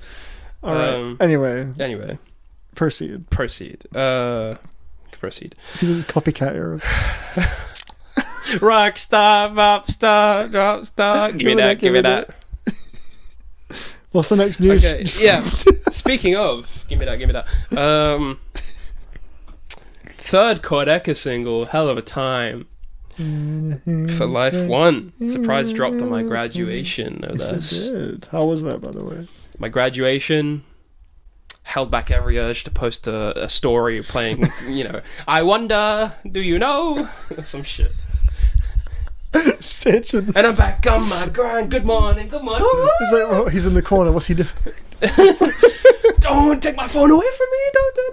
Don't. That was good. Yeah. Any nice stories you want to share? Yeah, I ran into a lot of people from the year before me. So I didn't graduate with my cohort, sadly. But got it. Okay. It was nice catching up with people that I haven't seen in a while. Yeah, of course, man. That's lovely. Lecturers, I think specifically that was the best memory. I let one of my lecturers know about the podcast. There's a chance he may be watching this. Oh, true. You told me. Yeah. Shout out Struan if you're seeing this. Struan. Yes. That's a fire ass name. Struan. There you go. Welcome to the show. The whole as if you're on the show. He's on the He's just like pops up. There's a teleport over falls through the ceiling. Yeah. Well, I mean, if bro watches, there's no chance he makes it this far. Watches the Odyssey bit and did. He did. No. Nah, he'll watch through it. Oh, yeah, okay. Or listen to it. But I'm glad you had a lovely reunion with some old folks. Yes, and then you had this song come out, which kind of speaks to what you were feeling a little bit. We had a hell of a time. Graduation, Yeah. I know. Such a banger, man. I'm fucking loving it, bro. So he said he sat on that lyric for 2 years, so it's good that he finally got to get the pen work and exercise the demons. He played Fuji Rock Festival in Japan recently. He played all 3 songs live. They were great. Ridding us of our debut. Yes, so he said immediately after the show, he was like, we need to tweak a few things for the rest of for Lollapalooza. So we're gonna get like Lollapalooza, right? Lollapalooza. Palazzo. And he's gonna quad all of us. he's gonna quam. He's gonna. Oh no, bro, we're not doing this. He could be watching this right now, so quam all over Fahim, Miles, and Johnny were killing it on the guitar, drums, and keyboard, respectfully. Please stop continuing that. So he's going on an NA tour in October, starting in October, and Olika and Derby are supporting. So yes, Olika was on the album Waging War, did a lot of the flute work, a lot of the background vocals, supported him on the tour for Vanisher. She has her own project coming. She has her own project coming out called Human Error, and it's it's on the POV. X8. You make the mistake of asking. It's on the. This applies to too many things, though. POV. You mentioned Quadeca once. It's true, though. It's true. Don't play about with Quadeca. Call you Justin the way it's true, though. Oh, holy shit. Call me Quad the way I'll deck you. No, I'm about to vanish. I'm about to vanish. I'm about to vanish on the screen. He's about to touch that right. Oh my god! I'm gonna end up in the scrap. I'm ending up in the scrapyard, man. He's going on the Odyssey to heaven. Oh shit! Like, Daniel killed me. Comes out of the sand. Sorry, that's the whole bit. Yeah, so Derby supporting, which I've been. This is like the Steve Lacy, right? Because I've just been like talking about Derby every episode. Sure, you have new single, and it keeps on getting cut out. I mean, I've been cutting it out every time. This time you cannot cut it, of course, because we just had a funny bit. So it's in there, yeah. Yeah, it's in there. So there's this article Derby on these government and yeah. So I hope he comes out with the new album, but he has a debut album. It came out last year. Sure. I still recommend it, but I don't know. I don't think you'll like it that much. I think maybe you'll find it derivative. I'll give it a try. Yeah. Yeah, I really love the song "Gold" off of it. That was the biggest song off of it. But also like "Money Train." I just like he does auto-tune quite a bit, but I really like how he uses it. It feels really like playful. Yeah, sure. I think that he's come out and said that he doesn't like his own voice, so he like similar to like Tyler, I guess. Right. Like, I masks under it. Love auto-tune, like in theory, like it's obviously the application of it is a huge part of it. Just it's all as like a tool instrument, whatever. It's like I've got no inherent problem with auto-tune. Cool. There's a new Travis Scott album. Apparently, there's been a new Travis Scott album, right, yeah. But he's been talking about lately because of the Odyssey press. So yeah, the Odyssey. He was on Jimmy Kimmel or Jimmy Fallon, one of the Jimmys. It was Fallon. Jimmy Fallon. He did a Variety magazine interview and like all these videos for it. He was on obviously the Odyssey.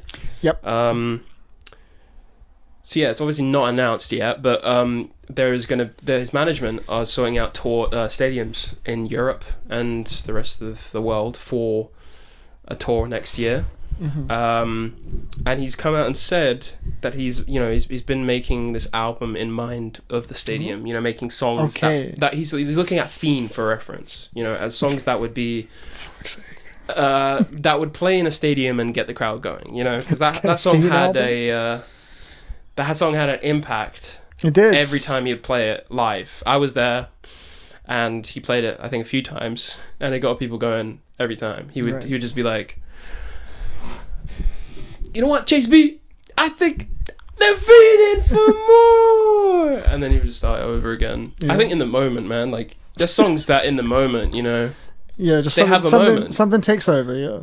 He came out and said it was top 10 songs. Like if he was like to say top 10 of all time, he had Bjork in there, Bon Iver.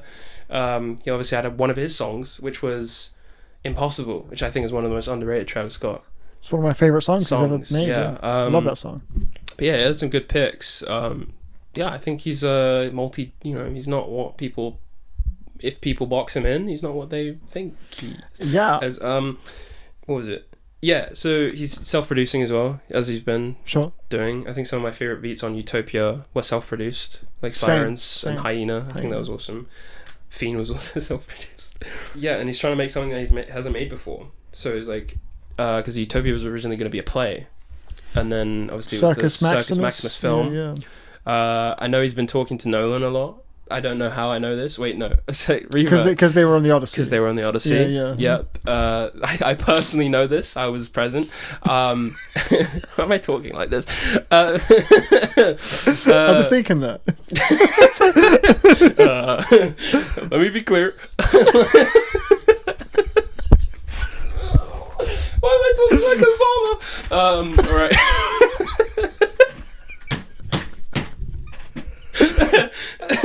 John Bernthal. Sorry. Why did you say okay, for the last like 5 minutes I have in my head been like, he's kind of tweaking right? I'm good, bro. Cut this out. Just mention Travis Scott once around this time. Jeez, it gets me going. You excited for the album? No, so he was talking. No, okay, I'll mention that Utopia's later. Daniel's favorite rap album of the 2020s. Yeah, I guess so. Well, yeah, it is. Yeah, I remember we did a reel, which I've not edited. I didn't edit any of our reels yet, or the interview. Yeah, that's all good. you know, but get around to that. But yeah, we did one for like favorite rap albums of the 2020s, and I think you put something else at one. Yeah, I put it was Denzel Curry. Yeah. Nah, you lied to yourself. It's Utopia. That's what you said, right? Yeah, gotta be honest with yourself. That's like I guess you were worried. You were worried it would be like less based or something. Yeah, less based. That would be a good way of putting it. But no, I think the album's thebomb.com. Got you. Maybe, I don't know. Maybe the bomb. Span it back. I'll give you the bomb.org. Nice, bro. Same thing, bro. Yeah, but I don't know about .com. Nah, bro, you gotta tap in, bro. If you love Yeezus, you'll love Utopia, bro. I mean, Travis is definitely the guy for like stadium size hip hop shit. I mean, he's definitely taken the mantle. I say generally speaking, his album game is pretty strong. You know. Yeah. So creating experiences and rollouts and worlds, you know, for the solo experience. Even if I did think a lot of the songs on Utopia weren't that good, I'm down. I'm game. Yeah, it should have won best rap album. What was the competition? It's, Killer Mike. Yeah, I prefer Utopia. But what was the other ones in there though? What was that 2023? King? Would it be Nas? King's Disease 3. Oh, that's way better than both of those. Yeah, get that. Was that not 2020 though? I'm tweaking. If King's Disease 3 was up against Utopia and Michael. Let me check. King's Disease 3 fucking clears. 2024. Would have been 24. Okay. Heroes and Villains, King's Disease 3, Her Loss, and Utopia, and then Michael. Yeah, no, King's Disease 3 is the best one though, for sure. Would you revisit it if the album was coming like soon? Like what, the Travis Utopia? Ones? Yeah, only like 4 albums. I'll come back to it. I mean, I think I enjoyed I think I probably enjoy Her Loss and Heroes and Villains more. But I think Utopia being like this kind of blanket like beacon of like a modern sort of trending popular rapper. Yeah, it was like having a very artful approach to his sound. And the fact that he hasn't won a Grammy, I think it'd be good to give him the sort of seal of like you've done it. You know, happen. I think that for that purpose, purely on like a award show basis, I would like to see Travis Scott win it. Yeah.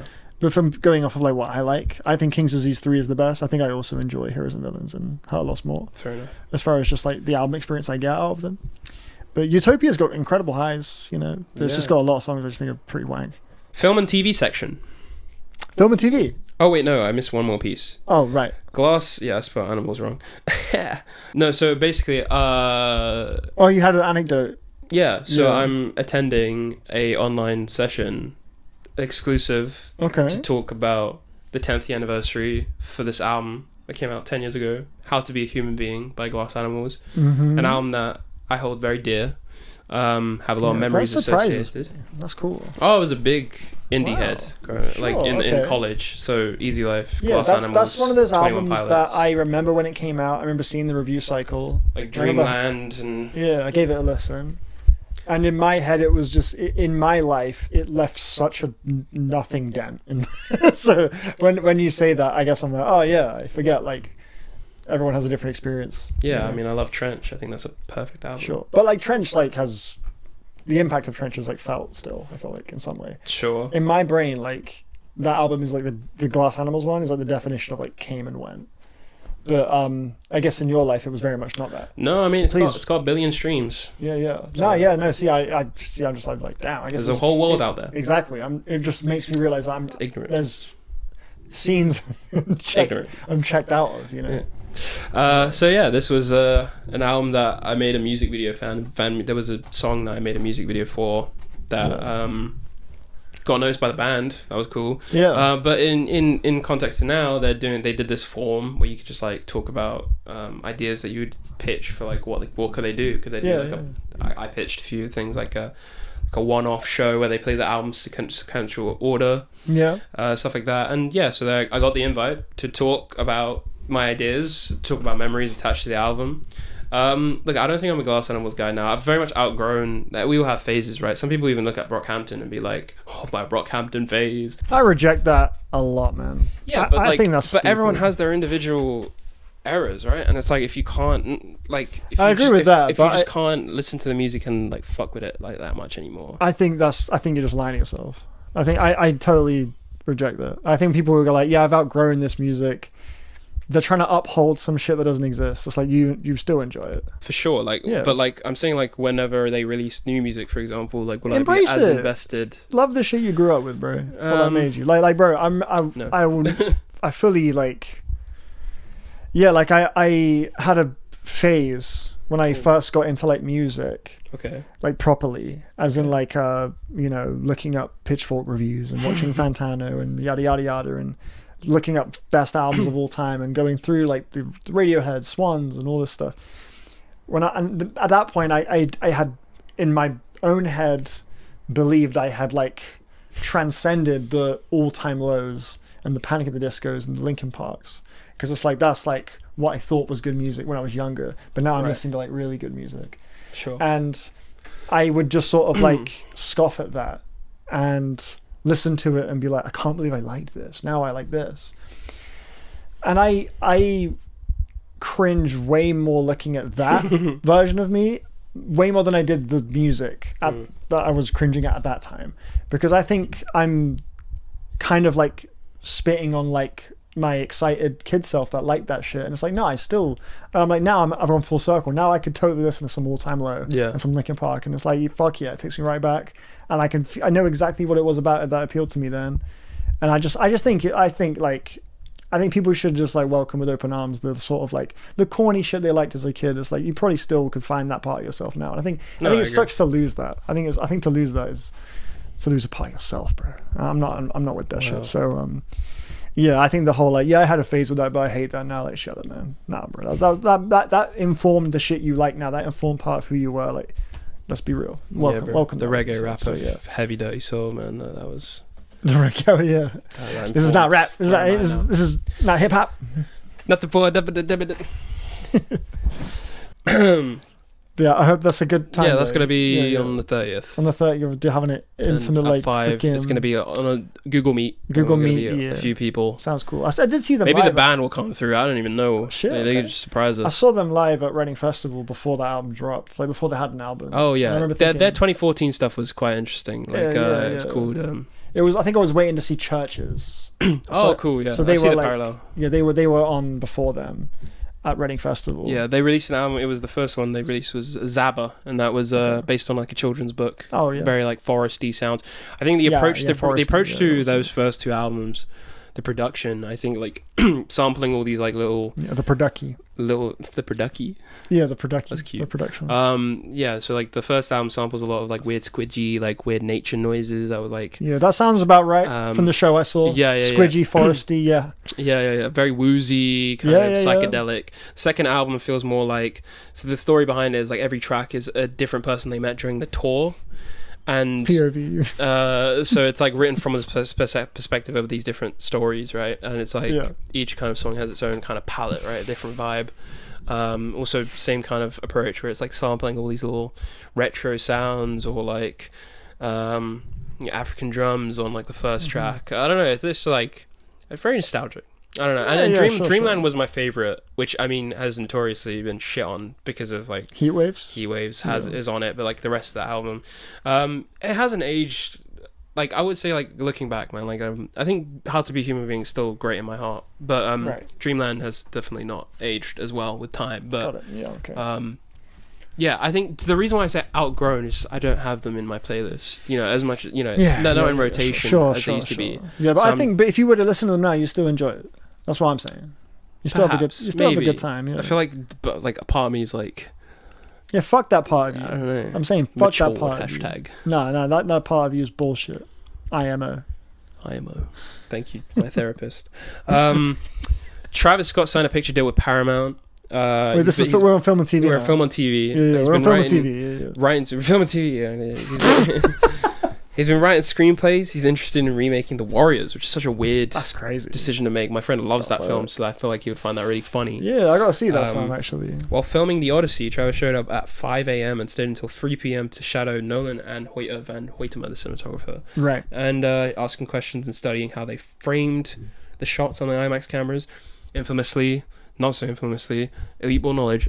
He shot The Franchise, which was a single that he released in 21 with Young Thug and MIA. He shot that on film, the music video for that, and that was around the time Tenet was coming out. Oh no, it's in 2020. And then he had it screened before Tenet. Nolan had seen it and was like, "Good job on using film." And they had a whole relationship. In 2020. Oh wow, that is elite ball, man. That is not. I would not call that surface level information. You got to have done your digging to know that. Go. So yeah, of course. Props. Circus Maximus was an album movie, and Gaspar Noé. Harmony Korine was in there, right? Nicholas Winding Refn. Gaspar Noé. Yeah. Hella motherfuckers. What's his name? Cinephile ass people directed it. Each segment was split up between, each chapter was like a location: Paris, Iceland, Africa, so on. Well, Africa, very broad. But like, that was obviously Gaspar was Paris, and I think Denmark was Nicholas. Got it. But first name basis. But yeah, it was a trial run for something. I'm excited. I feel like Travis's creative vision has always been great, in my opinion. Like, in terms of like imagery and music videos, like, I just remember the stargazing, like this Astro World trailer, like him walking through this abandoned mall with all these like astro comets and stuff flying past. And all the music videos are really cool. Digger trailer.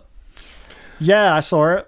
It's crazy, this rollout. Still got a rollout for it, because it came out and then Tom Cruise was meeting up with influencers to talk about the Panavision camera, and they were sitting down watching the trailer on a big fucking screen and talking about the trailer. It's like, what is going on with this rollout just for one trailer? Yeah. So it's pretty unique. I don't know. I think it's going to flop. I think the film will flop just based on intuition, but I hope like financially or it reads like Mickey 17 in that vibe, but I hope it does well, because I actually, to be honest, like the trailer. Same. Yeah, I think it looks cool. I think it looks cool, fun, interesting cast. It immediately reminded me of Mickey 17. Sandra Hüller, Mickey 17. Riz Ahmed, John Goodman, obviously Jesse Tom Plemons. Cruise. Jesse Plemons as well. And did you say Jesse Plemons? Yeah, he was in that for one shot I saw. And then Sophie, what's her name? The girl from Talk to Me, the lead from Talk to Me. Oh, Sophia. Oh, yeah. Sophia man. something. Her name? Sophia Wilde. Wilde, yes. Yeah. So she's in it, I think, as well. I mean, I don't know how I feel about the way the film looks. Like this kind of muted grey. Yeah, that was specifically what reminded me of Mickey 17. Quite an interesting decision. But I think it will be funny, and I also think it will have that Iñárritu kind of charm. Yeah. The story is interesting. Like, was it like an oil digger, right? Like someone who kind of takes from Earth, and he's like, fix it. Like, you did this, fix it. Yeah, he causes the whole crises. Exactly. Yeah. I guess the digging, I think, is probably going to end up being like he's digging himself into a hole. I guess was sort of like maybe it's going to be like a personal thing, and that's going to reflect. It seemed like it was reflecting like America or like some. That's what also made me think of Mickey 17. There's that one show where he falls off the roof in the trailer, and he's falling through like water or something. Like, I feel like it's going to be very like. It's kind of like a mythos. Like he's kind of a myth of a being, and he's kind of facing facing the thunder. Tropic thunder. Yeah. Sure. ABK. No. I love his look, Like, I can't. Balding fat guy with the cowboy spurs and everything. I think that's really fun. That shot in the that moment where he's like, bang, bang, bang, bang, bang. Like, I really like that. I think we're gonna get a lot of fun. Tom Cruise-isms. I agree. I think I'd seen most people, or I don't know about most people, but a lot of people have responded thinking it looks pretty bad, but I think it could be annoying. I could see the reality where this doesn't land. Sure. But I left this trailer like wanting to see it. Yeah. You know what I mean? So and Talking Head. Yeah. Great Yeah, sure. What was it? And the cast rules, man. I didn't realize the cast was this good. Yeah, there was that one shot in the trailer where it was just like them in a room, and there's a white horse, and it's like red. Yeah, that stuck out. That stuck out to me as well. So interesting. Yeah. Very Lynchian. Yeah, I agree. Yeah, I think this will be our Eddington. Oh, in what sense? I'll leave it open to interpretation. Eddington, as in like, I come away People will like be shrugging like, this it. is dog shit. Oh, but we fuck with it. Yeah. Yeah, okay. I hope to fuck with it. Why did you use Eddington specifically as that example? So what was Eddington like at large that makes it at large? This makes this the parallel. Just a very like quite political, big, divisive, its own kind of brand of humor that most people didn't like, but most people didn't like. Some people really loved it. Sure, if you got it, you got it. Sure, okay. If you didn't, and maybe you got it, but you didn't like it. Right. So what makes Eddington not our Eddington? The fact that you weren't as big on it? Yeah. Okay, so if I will be on the same level. Right, okay. I'll love Digger and I'll I see. Digger. Yeah, I've got you. Okay. Yeah, I've got a good feel. I reckon I'm going to enjoy the one. I'll see it at the Odeon. Yeah. Leicester Square. Oh, with the VistaVision? Beautiful. Yeah. I'll try to. Yeah, sure. I will too. Burning down the house. It's so good. Do you like that Talking Head song? Not really. Oh! Yeah, because it's on the album he doesn't like. I don't like most Talking Head songs. What? No. I mean, you know this about me. You know how I feel. But most? I mean, that's one album versus most. Yeah, no, I dislike the majority of the Talking Head songs I've heard. Yeah. I mean, this is shouldn't be a surprise. I feel numb. Bro, it's like such a lovely groove. Apparently it is. Yeah, that's what I've heard. I've heard it is a lovely groove. Have you heard it? But I've heard it. I didn't hear a lovely groove. But I'm gonna force you to listen to it. That's like the most everyone fucks with that, you know, that song. Oh, I know. Must be the place. Yeah. That's like the most friendly. Okay. Doomsday trailer. Yeah. Avengers. And plus all the Comic-Con shit. So I'll list off the... Well, actually, no. Let's tackle the Doomsday shit first. Yeah. Doomsday trailer. I gotta say, man, one of the... What a... limp trailer, yeah. What a empty, flaccid... Yeah. Whatever. Yeah. But, the Comic-Con trailer... There's another trailer for Doomsday? Exclusive to attendees. Why they didn't release that trailer first, I have no idea. Just a better trailer. So much better. Yeah, because I mean, I think like emotional stakes, like little moments that you want to see more of. Like I feel like the direction as well, just the scoring and the rise, the anthemic. Like whereas this one was just like awkward. I agree. Like the shot reverses and the empty space and like the weird energy. I think people expressed disappointment towards the content in the trailer, and that's one thing. But I just think the way it was edited and put together, I just felt so little watching it. I just thought it was a really weak trailer. This one is fire, man. There's like a part where Pedro Pascal's holding on to Victor Von Doom and he's like, Victor, did you do this? And then it comes back later in the trailer, did you do that? And he's like shaking him. So you can feel and then at like the very end of the trailer, and then Thor, you know that scene in the trailer where he jumps at him and he's like, something about hell. There's like a really badass fucking hell line that he says. It's like, I'll make you blah blah something hell. It's his aura, and then the trailer ends with him saying like, I am Doom, and it's like, dude, I don't know. There's so much aura to it. Yeah, sounds like a trailer that's more likely to make me go, oh, I want to see that. Yeah. Because I didn't feel that way and at it's all. Like the structure of it is the one that came out. Vanessa Kirby's Sue Storm explaining their relationship to Doom. So she's like, we knew him, he was a great man at one point, you know, but then something happened to him, he was broken, and then it cuts to a shot of this poster, like this mural that's in a poster that they released after the fact, and it's Doom's wife and child kind of in one frame. So they just had a lot more of a emotional underpinning and direction to kind of set the scene. And I just don't know why they didn't opt for that trailer, because the first one, it's been doing well, you know, like 300 mil like views and shit. I heard it was like an underperformance compared to other like trailers in the past though. It's one of them. But I guess that's, you know what though, I say that, but it's all hundreds of millions, yeah, you know? like, we're playing with pennies and stuff. Yeah, obviously it's going to. Like that was the peak of the MCU when those other Avengers movies came out. I mean in the sense of like we're bickering about like hundreds of millions. Sure, there's still like a lot of eyes on it, 100%, you know? They're pushing this. I heard a rumor that the budget's like 500 million or something. Yeah, like 400 like 450. Man. Yeah, it's crazy. No fucking way. I think it really has to. Yeah, I don't know how they're gonna. Like it has to crack $1 billion for it to make a profit. But that's with the marketing budget, I assume.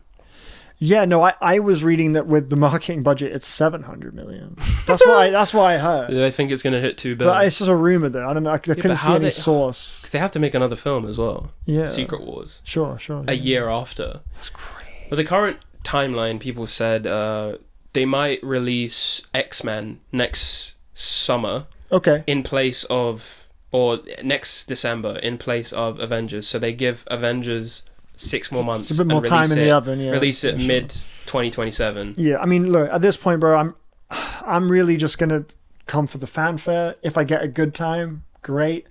I think performances. I'm like Robert Downey.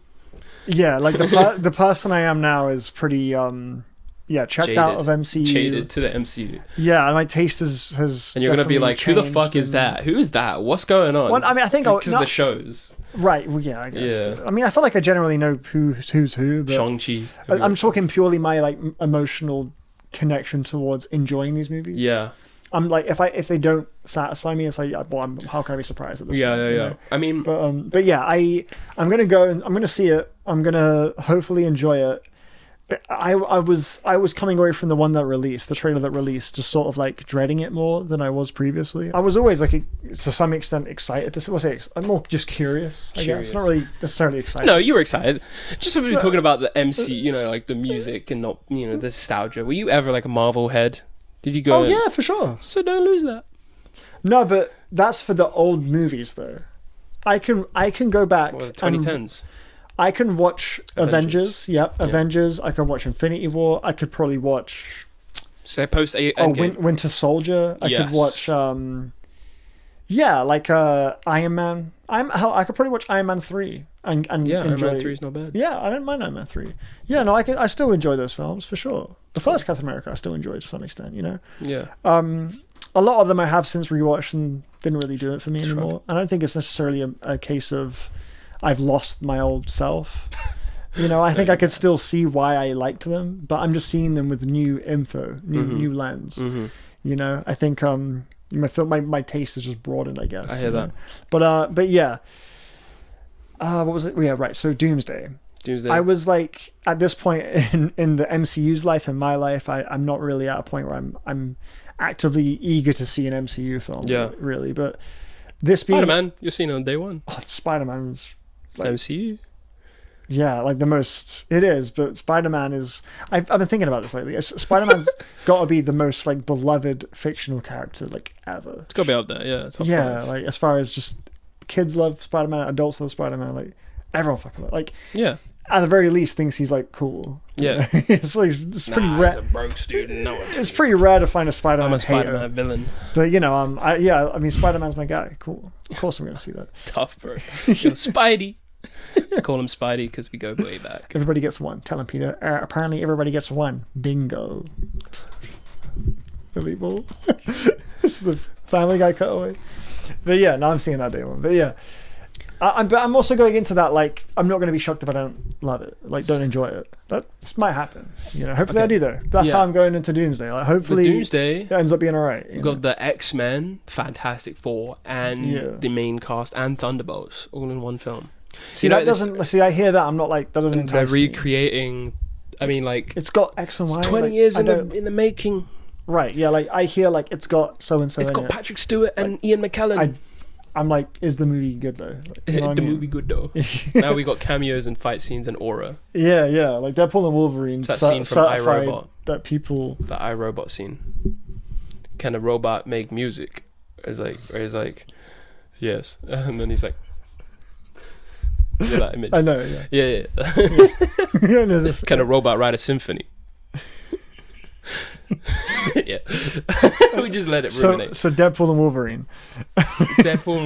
I think that film's success does highlight that people want like the cameos and the sort of like I feel like wink, it nod goes way back to No Way Home, man. It does. Yeah, it does. 21. I mean their implementation of No Way Home was a bit more organic, respectable. Felt like it made sense for the characters. Yeah, they had like arcs and everything. Little moments. You know, whereas Deadpool and Wolverine. I just worry that Doomsday is gonna like double down on like this is what that's what that's gonna be. I don't know. I think it's a challenge and it's a corner, and I feel like that always creates pressure. And it's the same writers for Infinity War and Endgame, and I feel like if they pull this off, man, I'm hats off to them because you have to not only write yourself out of the Kang situation with Jonathan Majors, but you also have to tie in all these fucking random ass plots that are going A, B, C, D.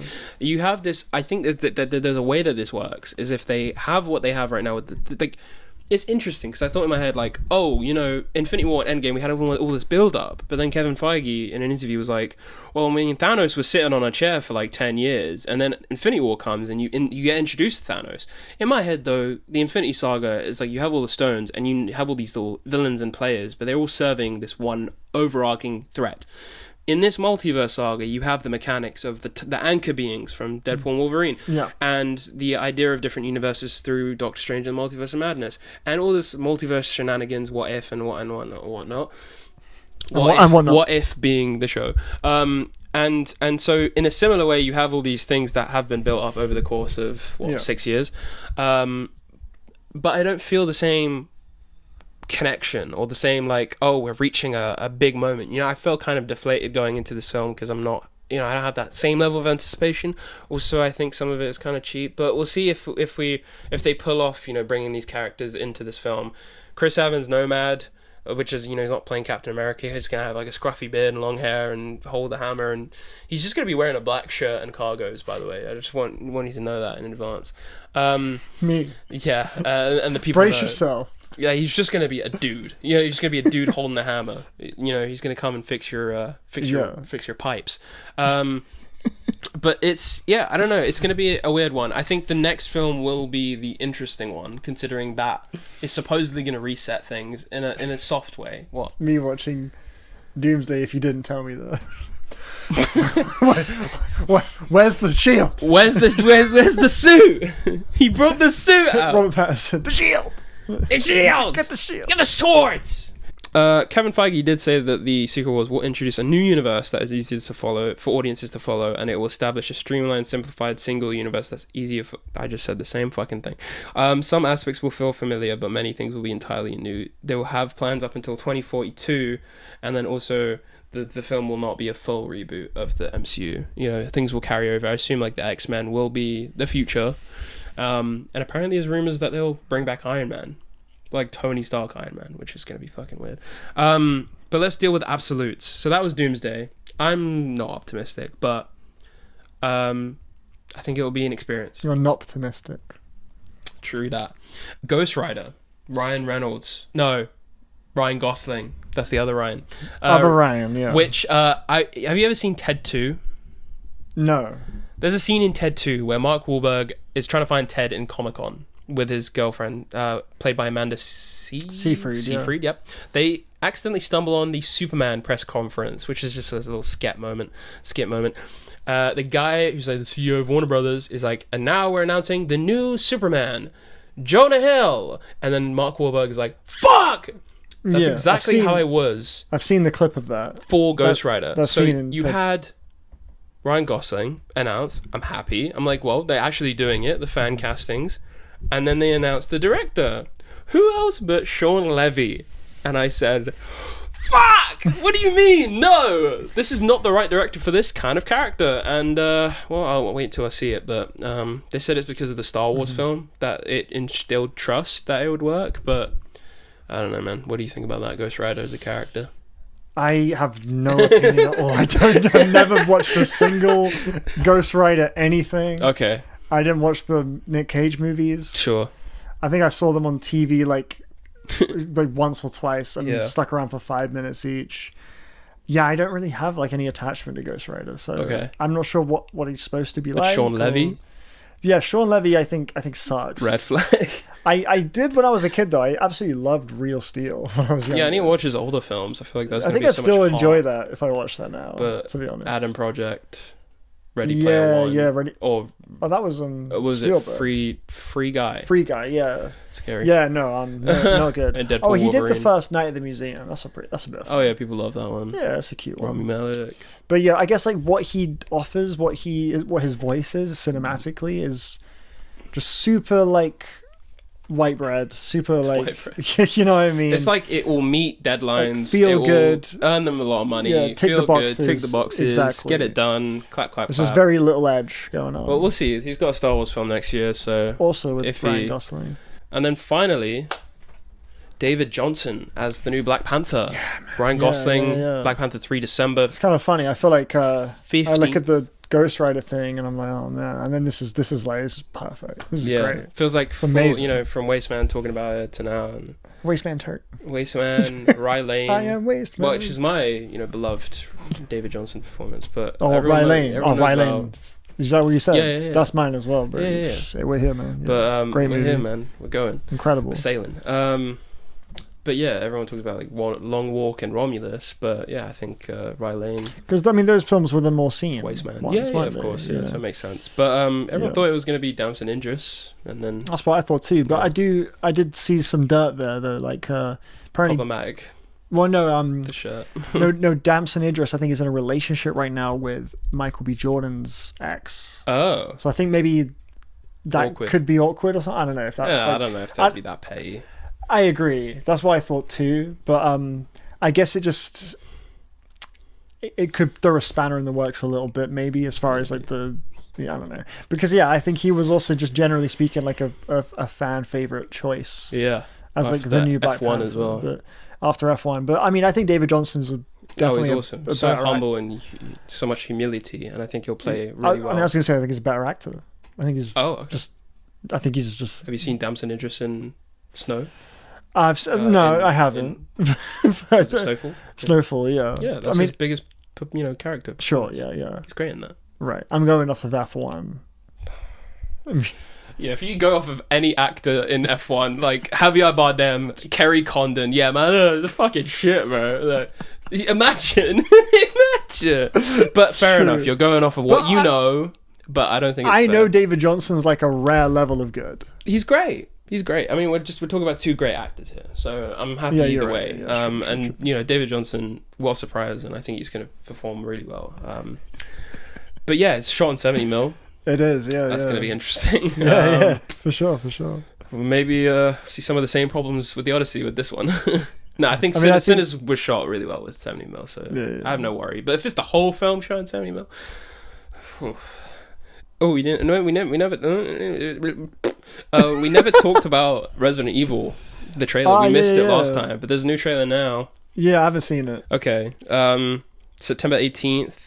Austin Abrams, there's a lot of humor, so it starts off with him going through a hospital. He's basically a carrier, right, of organs, right? He's like delivering kidneys and shit and all that sort of thing. So he gets a final delivery, like a request. Oh, it pays double because it's in Raccoon City, and he's like, okay, I'll take it because he's like, broke and he's got a girlfriend and all that sort of thing. Yeah. The basic plot gist is he's got a girlfriend. She calls him, tells him she's pregnant, and that changes his whole fucking life, and he's like, I don't know, but he's on the phone, and then he hits a woman in a red dress, and then everything just goes off from spirals from there. Yeah, okay. Yeah, that's like the catalyst. It's just from what everything that he's saying, it's a 90-minute non-stop whatever ride.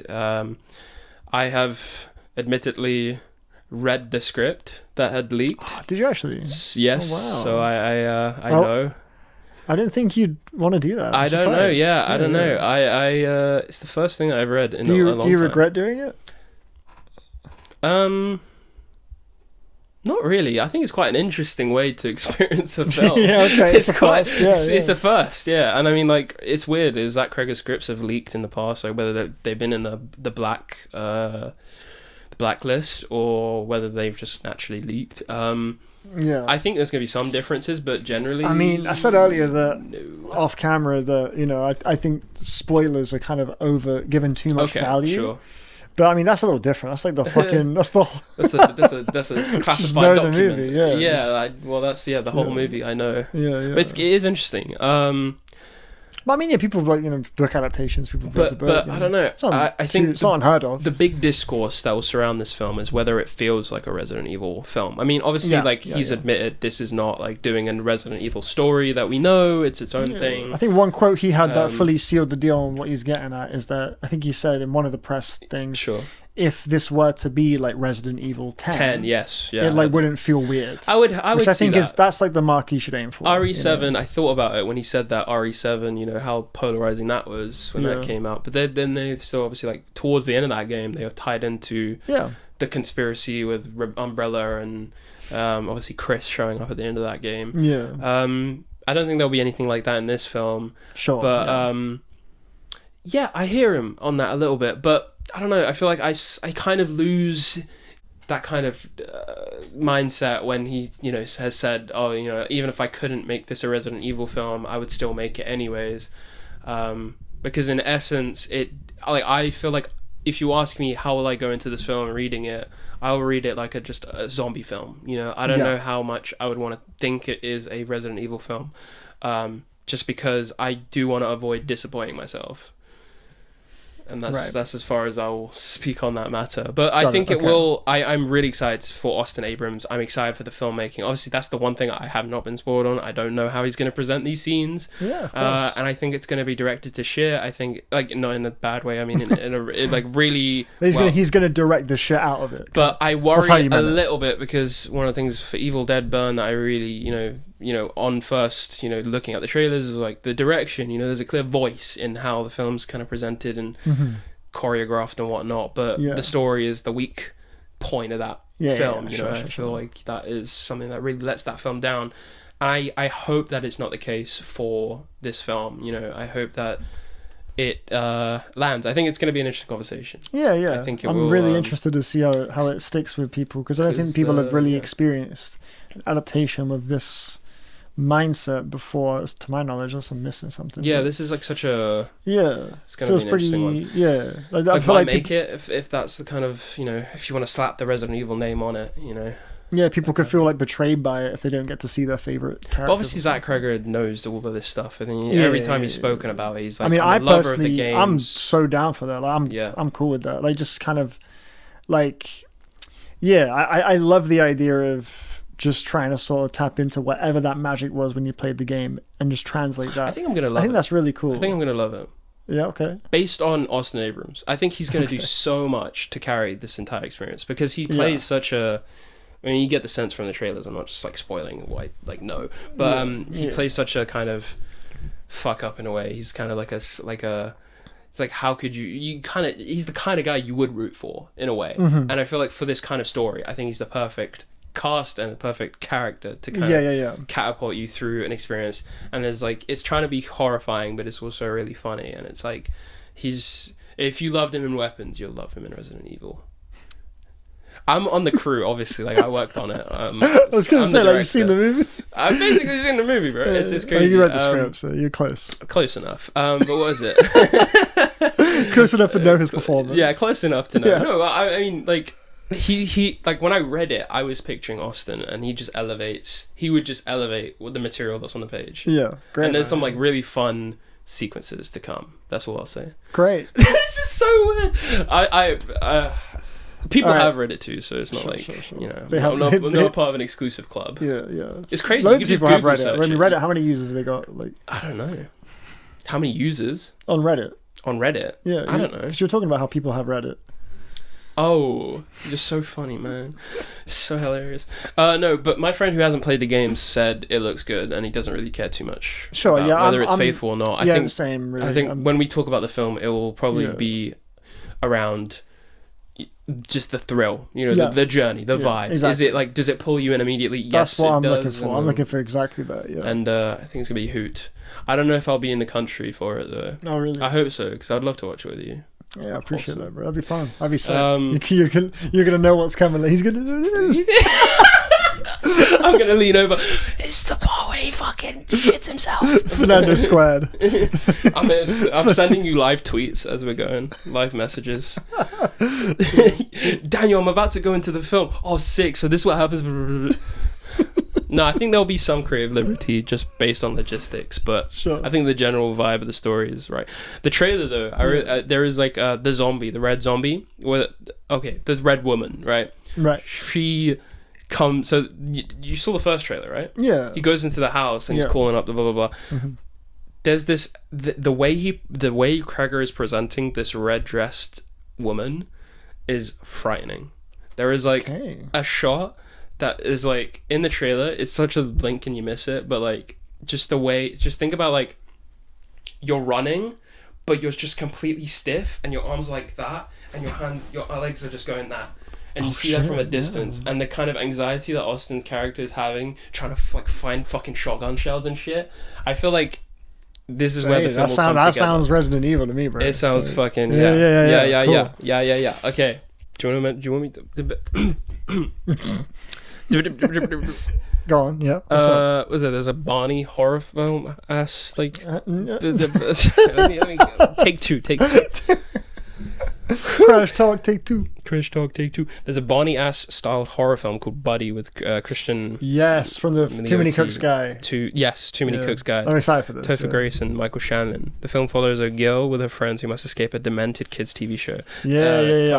I'm really into this. I mean, I love like the idea of just like something being subversive in this way, presenting itself as this, but as like a mask TV show, and it's sort of like a lure you into something that's like a lot more deranged, and I think that's an awesome thing. Yeah, I hope Too Many Cooks short on YouTube rules.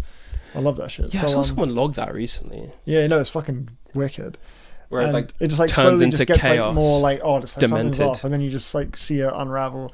To see that in like a feature film setting, I'm very curious about. So yeah, I'm excited for that. Yeah, it comes out like end of the month, next month as well. Hopefully, it's pretty soon. It's pretty soon. Because I know I had a festival run, and it'd just be interesting. I mean, coming off Backrooms, maybe this is like the next thing. It feels like it's in a similar sort of vein. Yeah. I'll be excited to see that. Cool. Venice Film Festival lineup for September. Yes. What we got? Go on. Prime Time is going to be opening the film. Beautiful. Yeah. Nice. Bucking Fasted, Werner Herzog. Yeah. No, that's I've seen a clip of it. It's going to be strange. It's going to be was it the Mara twins or Mara sisters? Yes. Rooney and Kate Mara. Kate, yeah. So they're going to be talking at the same time. Oh shit! Wow. But I don't know if they're going to do that throughout the whole film. But I've never seen that before in a film. How do you even like prepare that? Like, that's crazy. So like, what would be the line? Hi, my name is. Well, was I supposed to say that? Yeah. Okay. Hi, my name is Daniel.